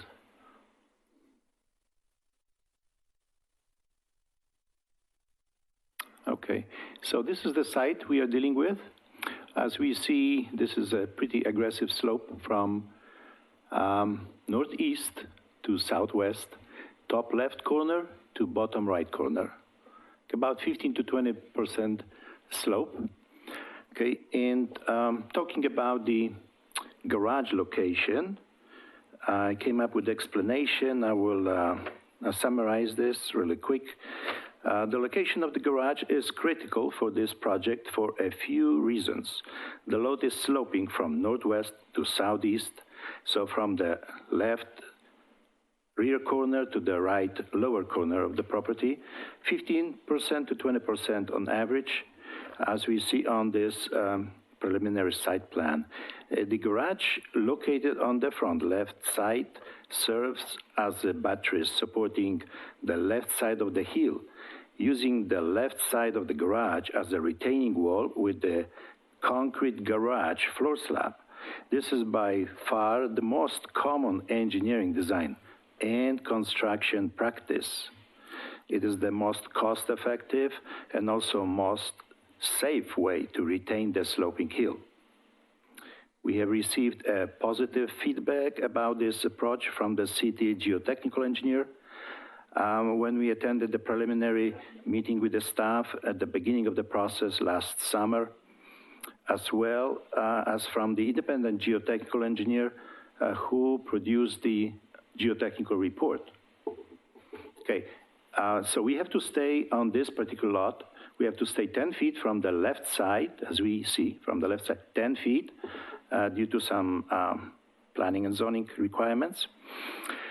Okay, and then to retain the slope, we will have to build about 10 feet high retaining wall and then build the building. This is very expensive, impractical. So by putting the garage on this side the garage left side will be a retaining wall, and the slab is used typically always to retain from sliding because it's a concrete slab. It can resist the sliding, okay? And the rest of the building on behind, it's a crawl space. We step up as the hill is going up. We are stepping up the crawl space to accommodate the building into the hill. Okay, the commercial studio, as we can see, is facing the street by the recommendation or the provisions of planning and zoning. It must face the street. Before we were thinking about doing on the back, no, we have to do it up in the front. And this is the only living space we can put at this level, which gives maybe impression that this is a story. This is not a story. This is just commercial studio that can fit in the basement right here, facing the street, okay? The rest of the building is residential. It's a 1.5. It's a main level and the attic space. It's for residential purpose.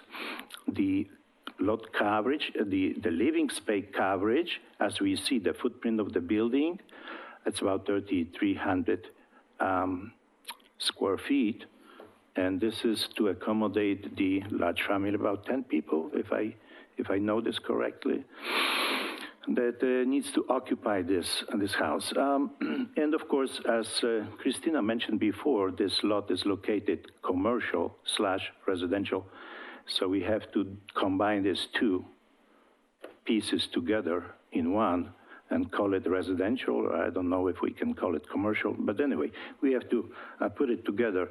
So the garage facing like this front provides 4 off-street parking, which we think is very important, very critical. As you see, the lot is narrow, 10 feet on the left, and we eliminated the exit to the upper level from the garage. There was two entrances, so to speak, because one is for commercial, one is for residential. We eliminated, it was designed for convenience, of course, of the owners to access from the driveway. No, we put it on the right side, so the appearance of the house to please the historic criteria, it's only like one entrance, which is for the commercial studio. Okay, and the commercial studio has to be isolated with a fire separation from residential. So as we see, we comply with these requirements. On the right side, we have about 6 feet to enter the house and to go up on the main level. Okay, so the main level, again, up above, and the attic is for residential. Again, so the parking is super critical, as we gathered from the preliminary meeting with the city staff. I think we will meet the minimum parking for commercial/residential, and we provide the convenience, not parking on the street, the cars, but maybe we can do 2 inside, 2 outside. Okay, now we understand also that in addition to historic criteria, we need to fit the building to the surrounding neighborhood. And on the right side, I would like to maybe show the pictures of the gilt mortgage.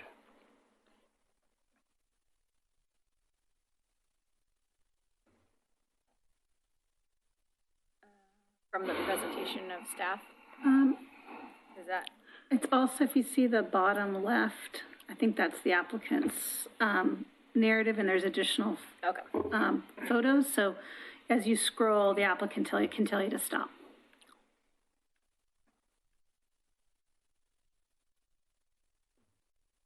Well, if we are by these pictures, I mean, we can switch the gear and go back to those pictures, because These are typical four-square style buildings. This is actually in the neighborhood with two-car garage, rather large building as far as the width or massiveness. That's a residential project, not commercial.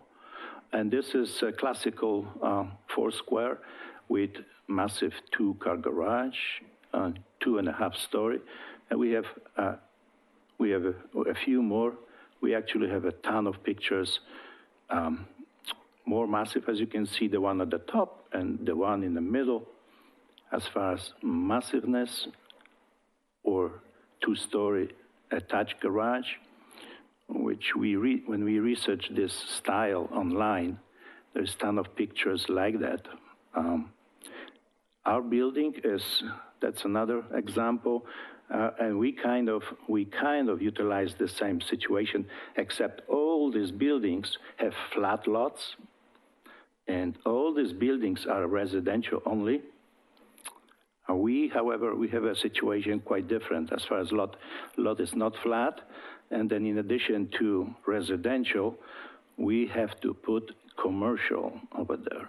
Okay, so this is the view from the top. On the left side of this view, we have the lot, sloping lot. This is the Guild Mortgage building, which is 2 times, almost 3 times the footprint of our proposed building. And then we have across the street on the same side as a neighbor, the 2-story apartment building.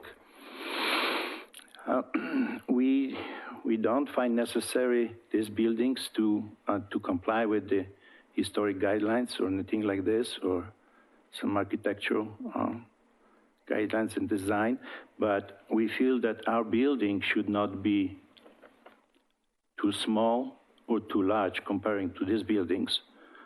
And we see that with the residential being 3,300 square feet on the main, we are actually many times smaller than those buildings as far as massiveness. And this is the neighbor's building again. The neighborhood has a mixture of everything. We did not find a typical 4-square style, but again, we went, this is the apartment, and on the background, we see the mortgage company and then the lot. It was taken a few months ago when there was no leaves on the trees. Once the leaves are popping up, we don't see basically the lot from that angle, because there is a huge tree on the corner of the property. So the right side of the new building will not be visible from the street, actually, from that corner. It will be behind these trees. So the only side that will be exposed is the one from the rendering. Maybe we can show the rendering again. If we can please scroll through these pictures and look at the renderings. I think it's on my, there's a rendering on my PowerPoint. Got it. About 3.5 minutes. Katie, you might need to do that if you scroll back a couple of slides.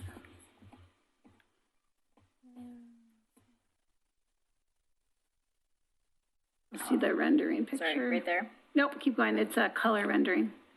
There we go. Yeah, so the only visible side will be this, a little bit of right side. From JQ Adams, from the left side, we see 1.5 story.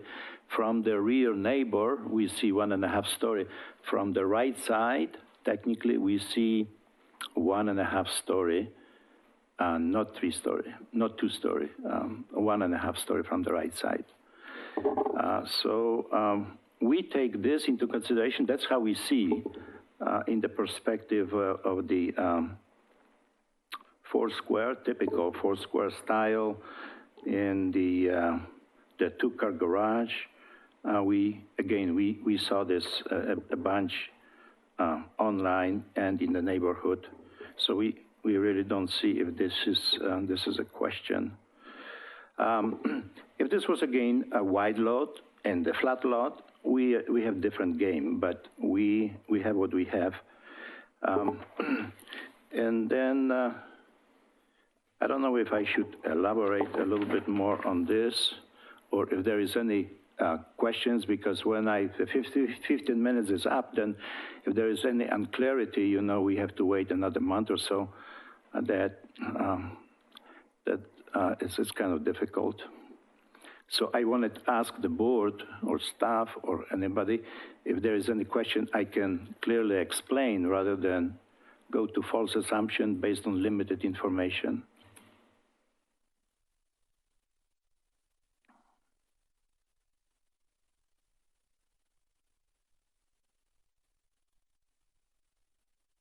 Do they hear me? Yeah, we hear you.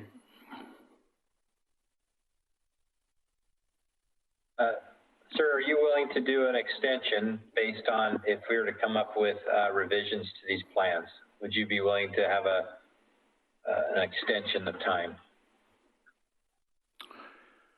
Well, decision is not clearly mine. There is applicant here present, there is owner. But anyway, I just wanted to find out if there is any questions or concerns why we have to postpone again, and what would be the subject of what would be the reason, or what would be the subject we need to discuss, or what changes are we talking about? I think I'd like to hear from the other people. Well, I was going with protocol from the last meeting, the last public hearing, where I was supposed to ask if they're willing to do it before we heard from other comments. Fine. So if that's the case, we may have to revisit that. So I can either have the board ask you questions, or we can go to public testimony and circle back. Yeah, I would prefer that approach, circle back after we hear what the public testimony is. Are you okay with that, Grant? Yep, that sounds good. Okay. All right, thank you, sir. We're gonna go to, I assume there's a couple people who have put their names in to be heard, whether it's from the MNA or the public. Is that correct, Christina? Correct. Katie can. There is both Denise McGriff and I don't want to pronounce the name wrong, Jillian Modelin. Okay. Denise, are you representing the MNA? Oh, unmute. Can you hear me? Yeah. Yeah, no, I am not. Okay, so both of you are just the public. Who's first? Who was first? She was. Okay, so is it Jillian? Jillian, yes. Okay, all right, you've got 3 minutes to comment. Okay. Before I cut you off. So if I'm talking too fast, cut me, slow me down. No, that's all right. If you could state your name and your place of residence, city of residence. My name is Jillian Modelin, and I live 402 Monroe Street, Oregon City. So my property is the back side of this property. Okay, so I face it, and so there's some concerns that I have. I'm excited to have a possible senior center in there. That's not the issue. But I do see it's a 3-story building from the back side. From 3/4 of the sides, it does not look like a historic building. It looks like a modern building. It's only the front facade that looks like it's a historic building.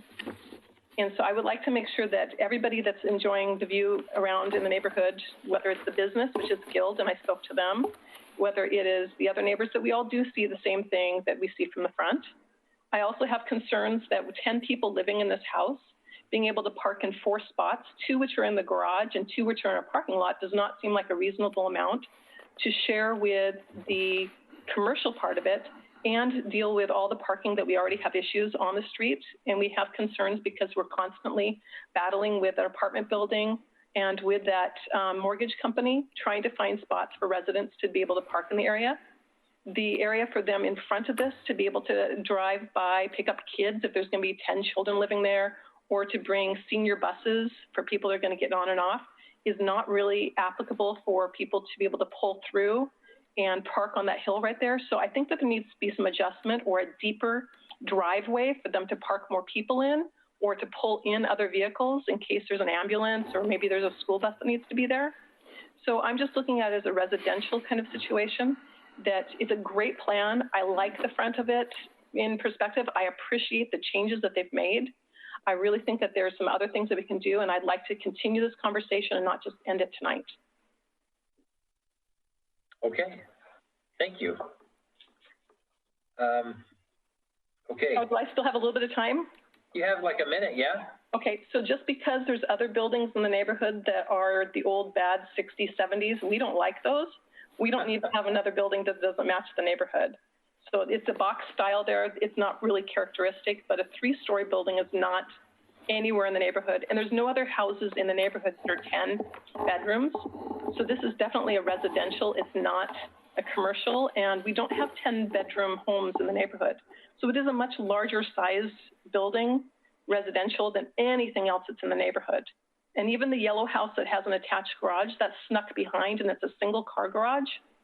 So it needs to still be modified a little bit to really fit into the neighborhood so we don't end up with more 1960s, 70s bad architectural buildings in the neighborhood. So thank you. Thank you very much. Yeah, thanks. Appreciate it. All right. Denise, you're up. If you could state your name and city. Denise McGriff, and I am testifying as an individual, and I'm also a resident of the McLaughlin Conservation District. And I'm testifying tonight because I have a particular professional expertise in this topic area. I would like to bring to you the following points. You asked for criteria and standards. So I'm referring to Title 1740-060, subsection F, and specifically sub-items 4, 5, and 7, which the applicant unfortunately has not addressed any of those. So what I want to say basically is that the new construction in this district should enhance the visual character by constructing harmonious designs that reflect and support the character and style of the buildings during the historic period of the McLaughlin Conservation District. The proposed residential care building uses a design while in the district in a few places, 3 on Washington Street. It is still out of scale, and its massing is not appropriate. One cannot have it both ways. You can't use a residential standard and then compare your building to the adjacent not designated, uncompatible buildings that are adjacent, as Jolene pointed out, the apartment building and the Guild Mortgage. Although that is a mid-century modern building and might be inappropriate to be designated later. So for me, the issue is not the garage. The examples that were shown by the applicant's representative basically do not reflect the styles in Oregon City. Those were all new construction except for the yellow house adjacent. And those houses are massive and would not be allowed in the McLaughlin Conservation District with those giant attached garages. The building is unfortunately trying to do too many things, and the design should be made to fit the site and not the site fitting the design. What I'm concerned about particularly are some questions for you. So how do you maintain the historic height to width ratio range for this style? Is the height similar to other residential buildings in the district? Are the volumes consistent with the residential forms that already exist in the district? Is the context and scale relative to its residential neighbors? Does the proposed building utilize proportional relationships found in traditional styles in this neighborhood, both on the front, sides, and rear? And I think those are questions that really have not been answered. I concur with my neighbor in the fact that 3 stories is a bit excessive for residential buildings. And so again, you can't have it both ways. You can't be commercial for one standard and then residential for the other. So it's either one or the other or something in the middle. So I think you have 3 options that have been outlined by staff. I would like to err on the side of compassion and give the applicant an additional opportunity to try to fix this. So 2 and 3 would be considered. Although if you don't feel that there's any opportunity to make any more changes, then you really don't have any option except number 1. So that is my written testimony. I wrote down stuff so I could read it. That's my testimony. I just have concerns that the building is trying to do too many things, and it really is just not appropriate for the McLaughlin Conservation District at its scale and its massing. Thank you. Okay, thanks. All right, thank you. Do we have anybody else? No. Can I Can I add? Yeah, we'll get rebuttal in just a second. Okay. I think I did hear from, So, excuse me, sir, one Yes. second. Okay, so we have nobody else, that's what you're telling me. So now the applicant has, what did I say? 5 7 minutes, I think? Five minutes. 5 minutes. okay. Okay. I just you've got wanted- 5 minutes to rebut those two, comments. So I would like to start ask, now. I would like to ask the question or repeat that according to technical information. I did hear 3-story. My understanding is 2.5-story or 1.5-story. As far as the height of the building, in all the jurisdictions that I used to work with for the last 30 years, Washington or Oregon, if the lot is on a sloping, if the lot is sloping, on sloping hill, nobody yet I've seen check the dimension at the lowest right corner. No, the typical procedure is to go around the building and in multiple points take average of each elevation, 4 elevation, and average the height. And the height is sometimes is calculated from the ground level to the ridge, or sometimes it's calculated to the middle of the roof. If we take in consideration that we have sloping lot, not flat, and we look at the height restrictions or average height, I think we are below 3-story, below 2-story. Because on the left side, if we can please take a look at the left elevation from JQ Adams.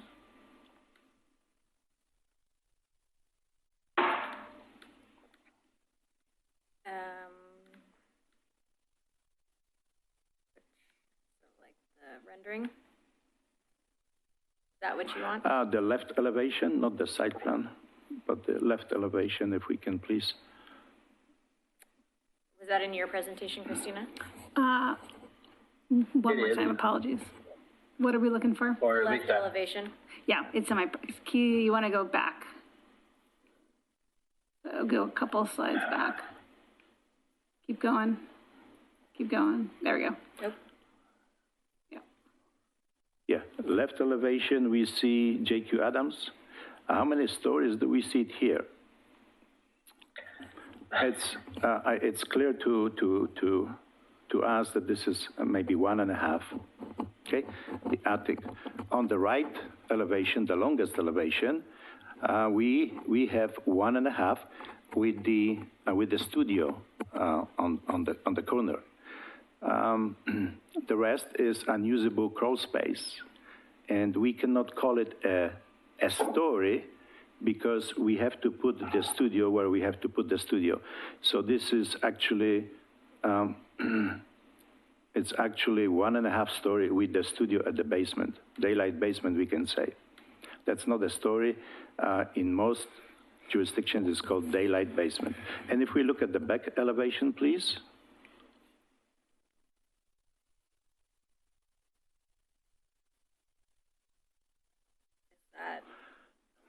Oh, shoot, it didn't get in this. The applicant. Let's see.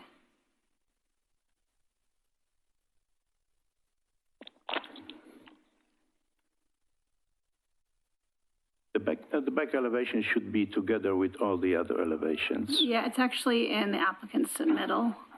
Yeah. I don't have that to show, I'm sorry. We've seen this before, yeah. Yeah, I have it in the revised plans in the agenda right here. I do have a hard copy just in case, but we submitted, of course, all the elevations. I can show you where it is if it's helpful, Katie. If we can find it. If not, I don't know, maybe. You might see under revised plans, under applicant submittal, applicant patient materials, April revisions. And then maybe rear elevation. That one? Yeah. Rear. Okay. So how many stories do we see here? Hold on, they can't see that. Oh,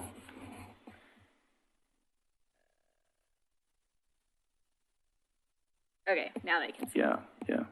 Okay, so I did hear a comment from the rear side neighbor.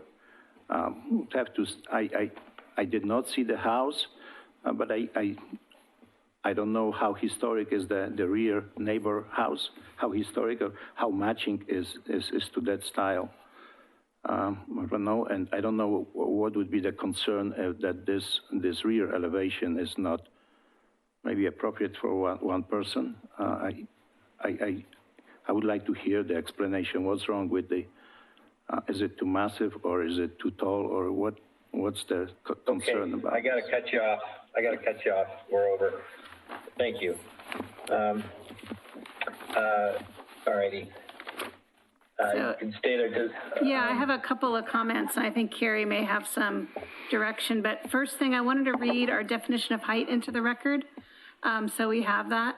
In Oregon City, we have a definition in our 1704 that's for all land use reviews. And I'm just going to read it so it's all in the record. 1704-550 height.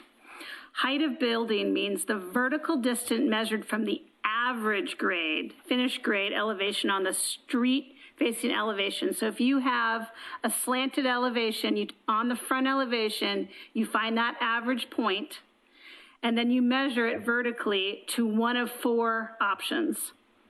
1/2 the vertical distance between the eaves and the highest ridge of the gable, hip, or roof. So basically the midpoint of the eaves. So you go from the average front elevation grade to the midpoint of the eaves, that's height. The top of the roof for a flat roof, the deck lines of a mansard roof, or the top of a parapet for buildings with parapets that completely surround the perimeter of the roof, and roof structures needed to operate the building, such as chimneys, flues, elevator, over towers, are not part of that height.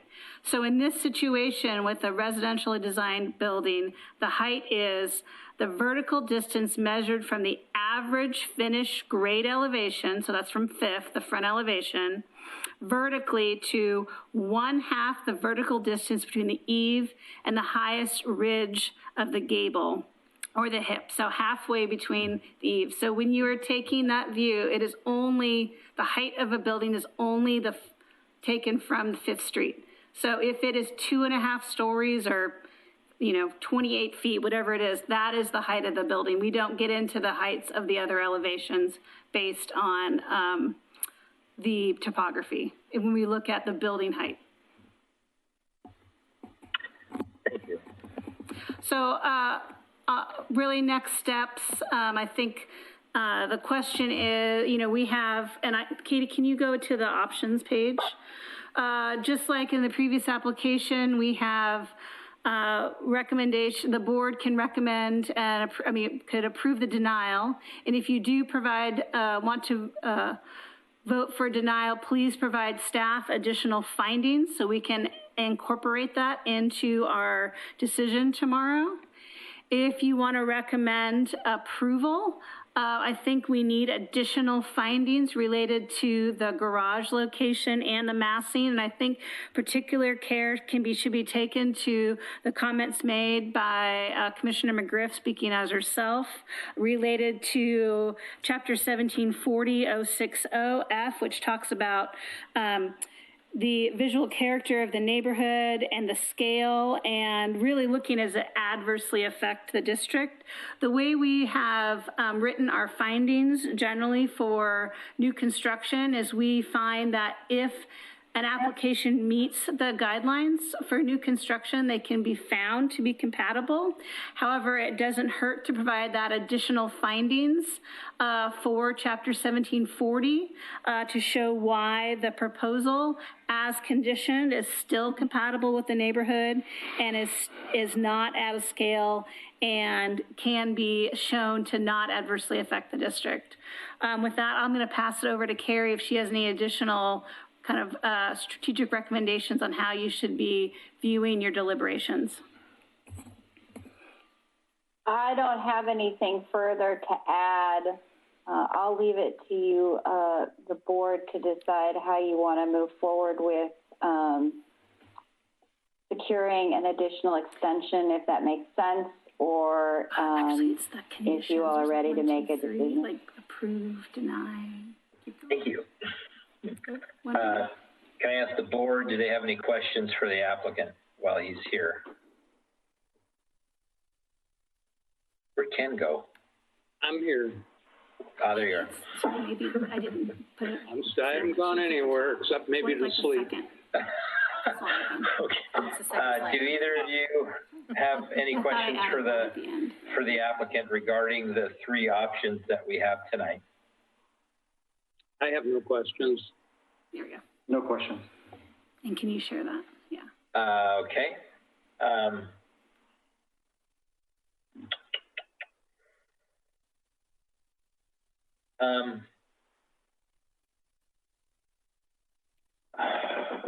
I don't know if I have questions or not. I'm just, I'm looking on my screen with the elevations, and I guess can I ask the applicant a question? When JQ Adams doesn't really exist, are you using the rationale on that side where that it's only a story or story and a half? Because when I look at, I see a 3-story house. I don't see a 1.5 story. I see a 3-story, because when you look at the front elevation, which is on 5th, you've got 3 full floors that the massing of your roof clearly defines the roof level as the 3rd story. A typical 4-square won't have that roof elevation as you have on the front. It's going to be a hip, but you've got a large amount of massing through the 3rd floor on this thing. So, and thank you for your elementary design of explaining structure. Where the garage is, whether the garage is there or in the crawl space, any number of those things could have done the same thing as the garage with the slab for structure. However, the garage is quite large and out of proportion to the house. The house is very vertical. It's not a 4-square according to the history that I know of a 4-square, and it isn't something to be compared to in the neighborhood. So I think Denise McGriff made some great points that you can't have your cake and eat it too. You're trying to blend different commercial and residential and try and rationalize them. So I guess my question to you is, this doesn't really work on an architectural scale, on a proportion scale. It's massive. And I guess my question is, are you willing, because our options are either to deny you, to request from you an additional time that you can come back with something that's more compatible to the neighborhood, or we approve with conditions, which from my perspective, I don't see that happening. I think there's too much going on here that you've got to fix. So that's my 10 cents. I don't know if one of the board wants to comment on that or no comment. Yeah, I agree with what you're saying, John, and I don't want to deny it, but I agree with you that I can't approve it the way it is. So there we are. Yeah, Grant, how do you feel? Well, I think that, we've shared a little bit of involvement here in that at the first design advice meeting, when we saw this had a large residential home, Bose and McLaughlin, that's where we actually said, well, maybe adjust this into a, 4-square style house, because that could kind of accommodate a large residential home. Sorry about that.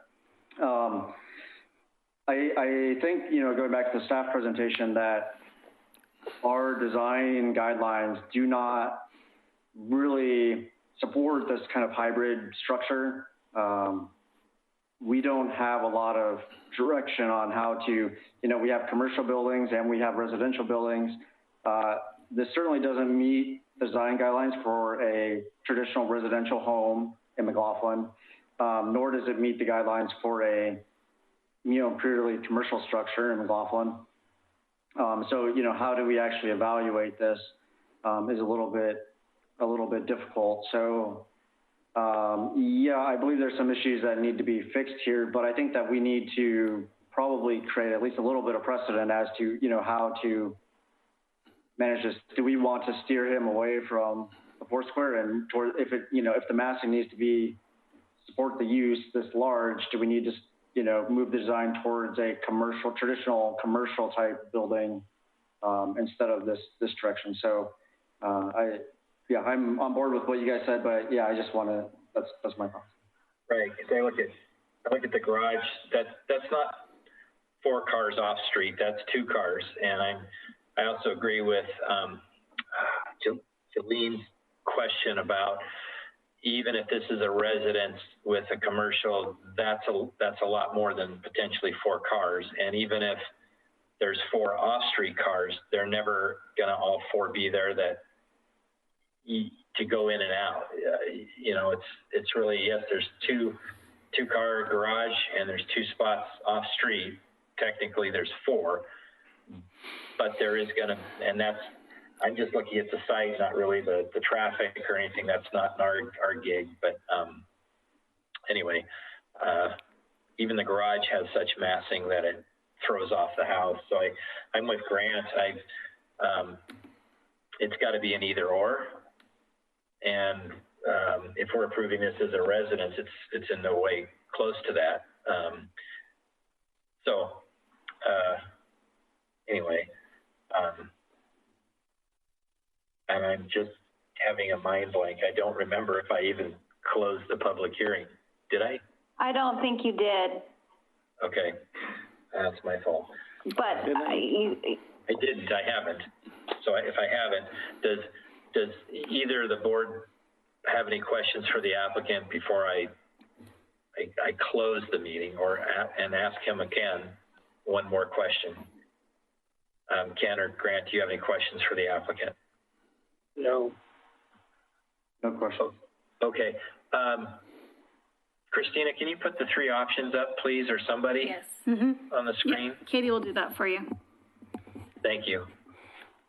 And as always, if you are proposing approval with conditions or denial, the more findings you can provide me in your deliberation, the easier it will be to me provide that in the notice of decision. Right. Okay. For the applicant, are you willing to provide a 120-day extension to August 6th? Can I have a question to the board? Yes. I think I did hear there were questions for me, but I don't know what question there was actually. But my question is, if we keep going with this exercise, I still don't understand quite the concerns. Basically, let's see, looking at the historic Foursquare, which is available to public and online. I don't know if the historic Foursquare that we can verify it's online everywhere. It's called Classical Foursquare, and it's showing clearly a 2-car garage attached to the structure. How different is the McLaughlin historic from? It's entirely Classical? different. You're taking examples of new construction in non-historic neighborhoods and trying to put a blanket of that onto this district. A historic Foursquare does not have attached garages. I've studied enough of them to know that they're either detached and added on at a later time, but they are not attached. Your examples really can just be tossed out, other than they have semblances of the Foursquare, but they have no relevance here, especially in this district. So having this challenge, I mean, not only the sloping lot, the shape of the lot, but also the requirements we have to put commercial/residential. We have been asking from the.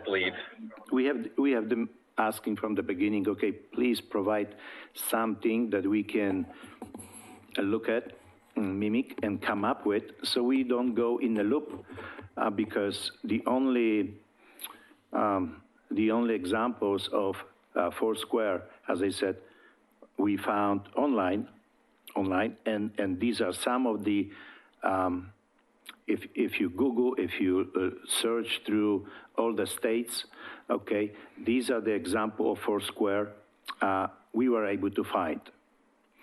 And so we thought that, okay, if we do something similar,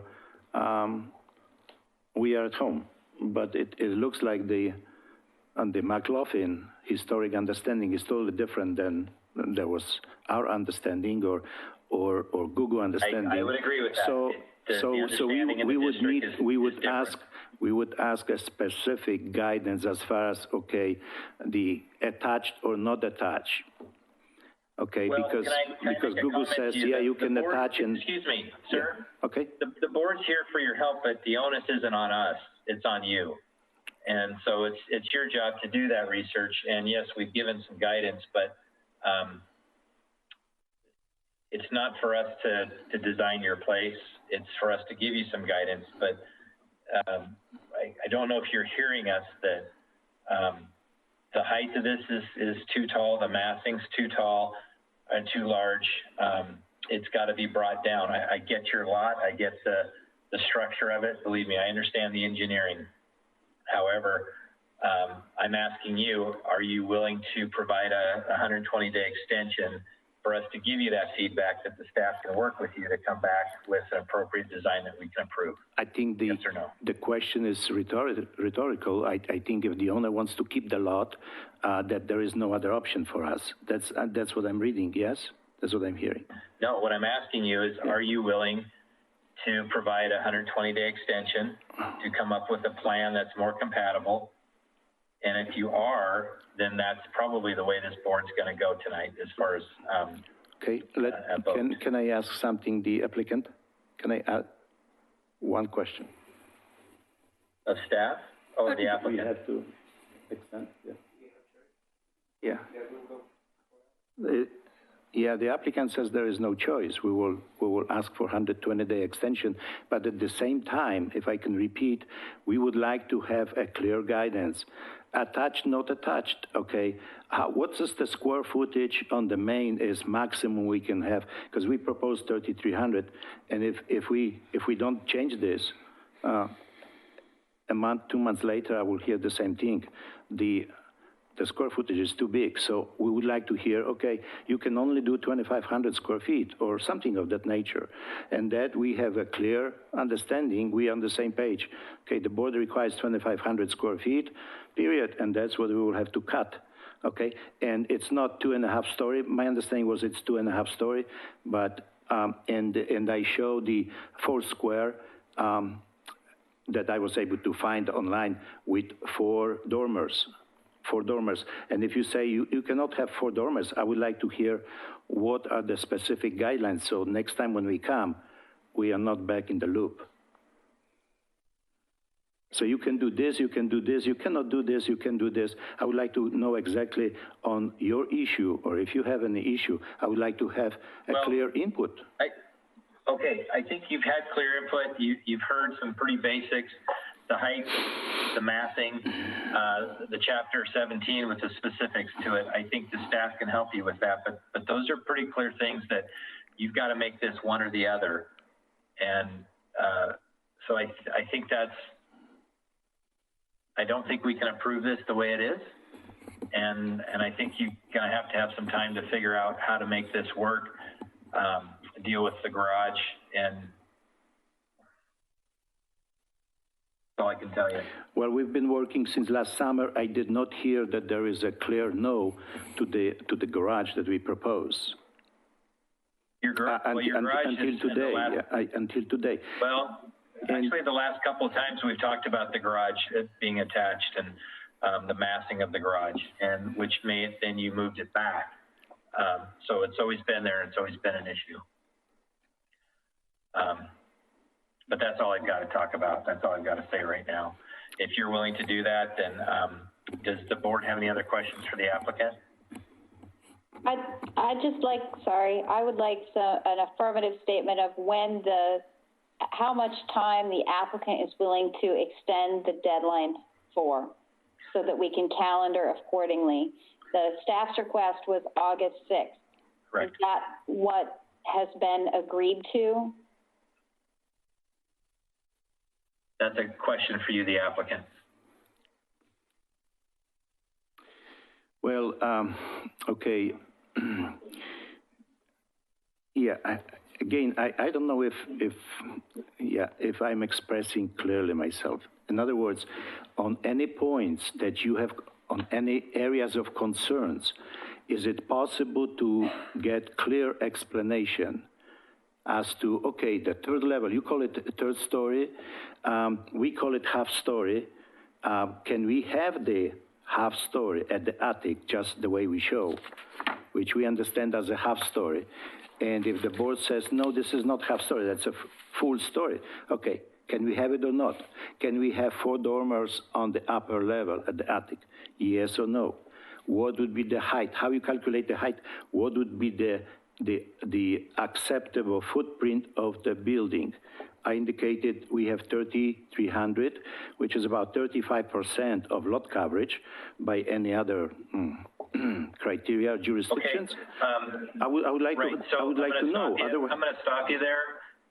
The staff has talked to you about the heights. They can talk to you more about the code and go over that so that you can understand what the height is and the relevance to the massing on the building on this side. If you want some direction on the third story, your roof is tall enough that you've got a full third story up there. The roof is large and massing that it creates that third story. And then having you're calling it a daylight, the studio. Well, you know what, on the front, that's clearly showing 3 levels. So just the verticality of that thing on the front is just so out of proportion. So if you want some direction of trying to deal with this is reviewing Chapter 17, reviewing the height of this, looking at the mass, and trying to come up with something where that garage is not attached. Okay, so I'm going to keep it simple, and that's where we're at. And I'm not speaking for all of us, but I think unless someone chimes in, I think I'm hitting on the basic points. So I'm trying to keep it as elementary for you as you're trying to give it to us. So if that helps you, I think that's where we're at. And if you can agree to that date, is that what you're telling us? Yes or no? August 6th. We will try to come up with the revisions, yeah. Okay. Is that good enough, Carrie? That's not the question. The question is whether you will extend the deadline in which the city must make a decision to August 6th. Yes, we will extend the deadline, yeah. Okay, thank you.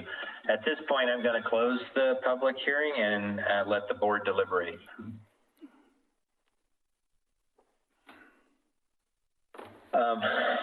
Okay, fellas, there's our 3 options here. Do you have any questions, concerns on anything? Do you have any opinions on 1 through 3? Just throwing stuff out, knowing that we have option 2 in the queue, so to speak.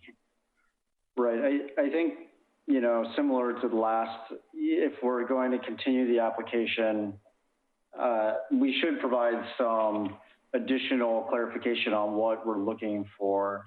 Like I mentioned, with the 4-square design, we were the ones that kind of proposed that when the initial, concept set, the design advice was a large, kind of boxy residential home, that sort of thing. And I think that, you know, and I'm talking to the applicant here, that if you were to build a four-square that looked like the example that was in the staff presentation, you know, that could be approved here. And I think that, you know, maybe not everyone would agree with me, but given the slope of the lot and the access via the road, that, you know, you could make a case anyway for having the garage look like a, you know, addition that was built after the, you know, the main home. And although we don't, you know, approve integrated, you know, type attached garages, you know, the fact that it's touching, you could probably still make a case for why that might be appropriate for that design type and that sort of thing. But I think the problem here is that, you know, the total finished square footage of this house is 5,500 or something like that. You know, it goes way beyond what a normal residential home would be. So I think we need to understand, can we split the baby in terms of our design guidelines? You know, do we want him to pursue residential stylistic elements in his design like he's been doing? Because he, you know, he actually did a pretty good job, in my opinion, of integrating some of those four-square design elements and at least on the front facade into the structure, even though it's not really a conventional residential structure. Or do we, you know, like I said, need to steer him back towards a commercial type design? Or do, yeah. So I guess the question in my mind is, you know, if this is the use and it needs to be this large to meet the, you know, the applicant's need, do we steer them towards a residential looking design, or do we steer them towards a commercial looking design? And how do we do that? I think we should do that if we're going to continue the application. Well, just FYI, adding everything up, it's 5,700 square feet. Yeah. Which is huge. Yeah, exactly. Yeah. Okay. Ken, anything? Well, I'm looking at the front facade and the commercial space on the ground level. Yeah, that front one, yep. Yep. But it only goes to a depth inside the envelope of what, 15 feet, 20 feet, something. You mean on the floor plan, how far it goes back in? On the floor plan, the size of the commercial space, it says it's. You mean like how far it goes into the building? Yeah. I think it's 24 feet. Yeah. 24 and change, 24 and a half, like that. Yeah, I would ask the applicant then what the value to him is of having that space,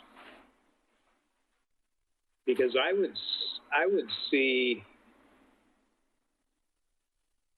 taking that portion out of the second floor and squashing the whole thing down.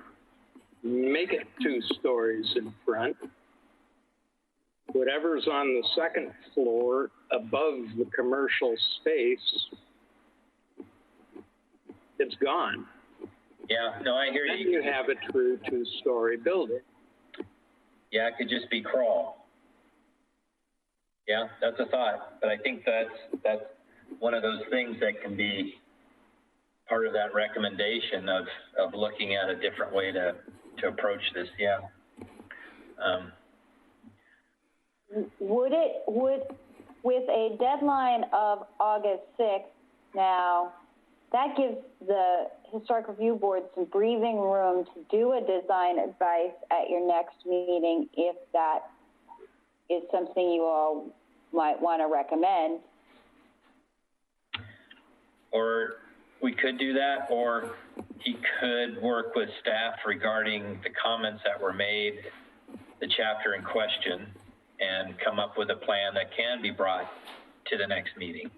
Mm-hmm. That's how I look at it, is to try and expedite it, that if he can resolve those issues based on everything we talked about, we've been pretty clear of what these things are, that he can come back to and And, you know, we might be at that point where we can approve with some conditions, right? So Yeah. we're just not there. I think like what Grant says, we're just not there. So Now that we've opened the record up, we do need to make sure that the two other public comments, if they have anything, right, that they want to add, if we have the applicant speaking. What do you meaning, Christina? Well, I said that oh, you closed the, okay, I just want to make sure you didn't close and open, and we want to make sure we have. No, I closed it, but then Carrie made a comment. Okay. So I just want to remind everybody also that single-family residential is not a permitted use in this zone. So the applicant is proposing a live work, which is a permitted use. correct. Okay. Okay. Thank you. Well, can one of you fellows make a motion on this of some sort? Based on, I believe, number 2. You want me to make the motion? You all can I don't affirm think it? I don't think No, you can. I won't make the motion. I can state a motion. You can state it, and I think what you all want is a motion to continue GLUA 20-00005-HR 20-01 to the date certain of May 26th. no, Okay? August 6th, correct? No. Oh, wait, I'm cut off here. The 120-day deadline is extended to August 6th.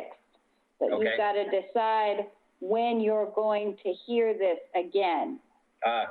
Yes, May August 26th. 6th is the end date whereby the city commission's going to have to take final action. So you need Got to it. decide if you're going to come back May 26th or not. It would be May 26th, yeah? Or you come back in June. I mean, I want to help them out, and I think if they can work with staff, they could rock and roll and get this thing in next month. So,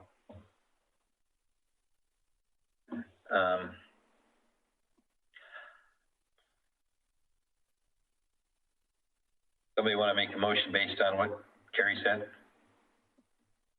Come on, Grant. Yeah, Grant, we're all. Yeah, I mean, I know. my one issue, I guess, is just that I don't feel like we've given the right guidance that we need to give on this. Well. So the one question, I guess, that I just don't feel like we've answered, and I've heard your guys' opinion is, a structure this large should, would we suggest that they pursue a residential styling, or should it look like a commercial building? Is that we don't really have, in my opinion, that in the design guidelines, and this type of live work dwelling, what it should fit into or that. So, if we're saying, if you're not able to reduce the square footage, do you need to switch the design totally up and quit pursuing this residential home type style?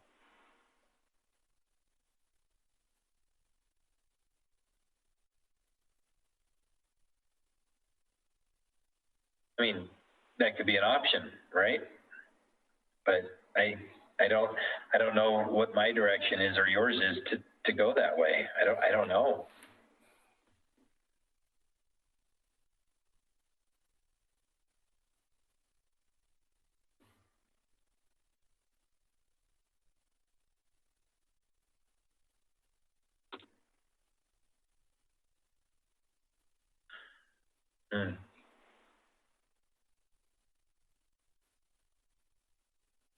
Can I offer another Sure. thing? When I sort of thought about this, whether or not it's residential or whether or not it's commercial, I was kind of thinking about, certainly the design guidelines control this analysis, but should it be dictated by the surroundings? And should massing and whether it's commercial or residential be dictated either by the buildings that are directly adjacent or the role this site plays in the larger McLaughlin Conservation District? In other words, this is sort of in a transition location in the district, as I understand it, between, it's not firmly commercial and it's not firmly residential. Hybrid. So if this is a hybrid area, wouldn't the guidelines allow a sort of hybrid design, maybe a thing that's a structure that's got design elements that are residential in character that's maybe a little larger than what would go in a purely residential neighborhood? That argument could be made, but when I look at the design, there's so many things. Even at 5,700 square feet, there's just things that are out of proportion on it that I think if some tweaks on the massing could be dealt with, it could probably work. Right now, when I look at it, I don't see that even as a mix, you know. Well, and I'm not trying to argue one way or the other. I'm trying to put this question of what design guidelines should drive the analysis, commercial or residential, into some kind of framework that might make sense. No, I agree with you. That's Grant's comment. So I don't know how to. Then I put it. Thank you, Carrie. I don't know how to create that into a motion of something that provides that. That's what I'm asking. Well, I don't know that we need to make a motion. I think that what it's being suggested is that we need to give this applicant greater guidance and maybe staff greater guidance on how to advise the applicant on this question. And there's also in this mix this idea of it's the applicant's burden to show the standards are satisfied and not the Historic Review Board's job to design a project for this applicant. And Historic Review is completely different than anything else because it's highly discretionary. It is not subject to clear standards about, 6,000 square feet is the minimum and all that kind of stuff. And I'm sure staff has advised the applicant of that, but there's a lot to this. And so I can understand if this is as far as we can go, it's as far as we can go. That's kind of how I look at it, because like I said earlier, the onus isn't on us to design this project. And sometimes even staff feels like they're doing homework for the applicant, where it's not our job to do that. It's their job to do the correct research and come up with the plan and work to try and help guide that through. And 9 times out of 10, we're able to make things work with some conditions. But this application, as well as the one previous, there's just so much going on there that it's beyond that workable realm. So we do have to make a motion regarding the extension. Sure. Okay. So I guess, maybe we can at least say that to the applicant that we would suggest they, review the design guidelines for both residential structures and commercial structures. And then depending on which direction they choose to go with the design, please include their case for why that's appropriate and, and address those issues of it being in kind of a transitional part of the historic district and the surrounding structures. Is that fair, I guess? That was great. All right. Yeah. All right. Well, then on that note, I will make a motion to continue. The number's not in front of me anymore. May 26th. GLU 20-00005 HR 01 to May. Your head is 26. May 26th. And that the record will remain open. Yeah, and that the record will remain open for further public comment. Perfect. Okay. Perfect. Yes. Second on that? Second. Can we have a vote, please? Sure. Board Member Basinger? Aye. Board Member Blythe? Aye. Chair McLaughlin? Aye. Motion carries. Okay. Thank you. On that, there's nothing, so I'm officially adjourning this meeting and saying thank you to all. Yeah. And to all a good night.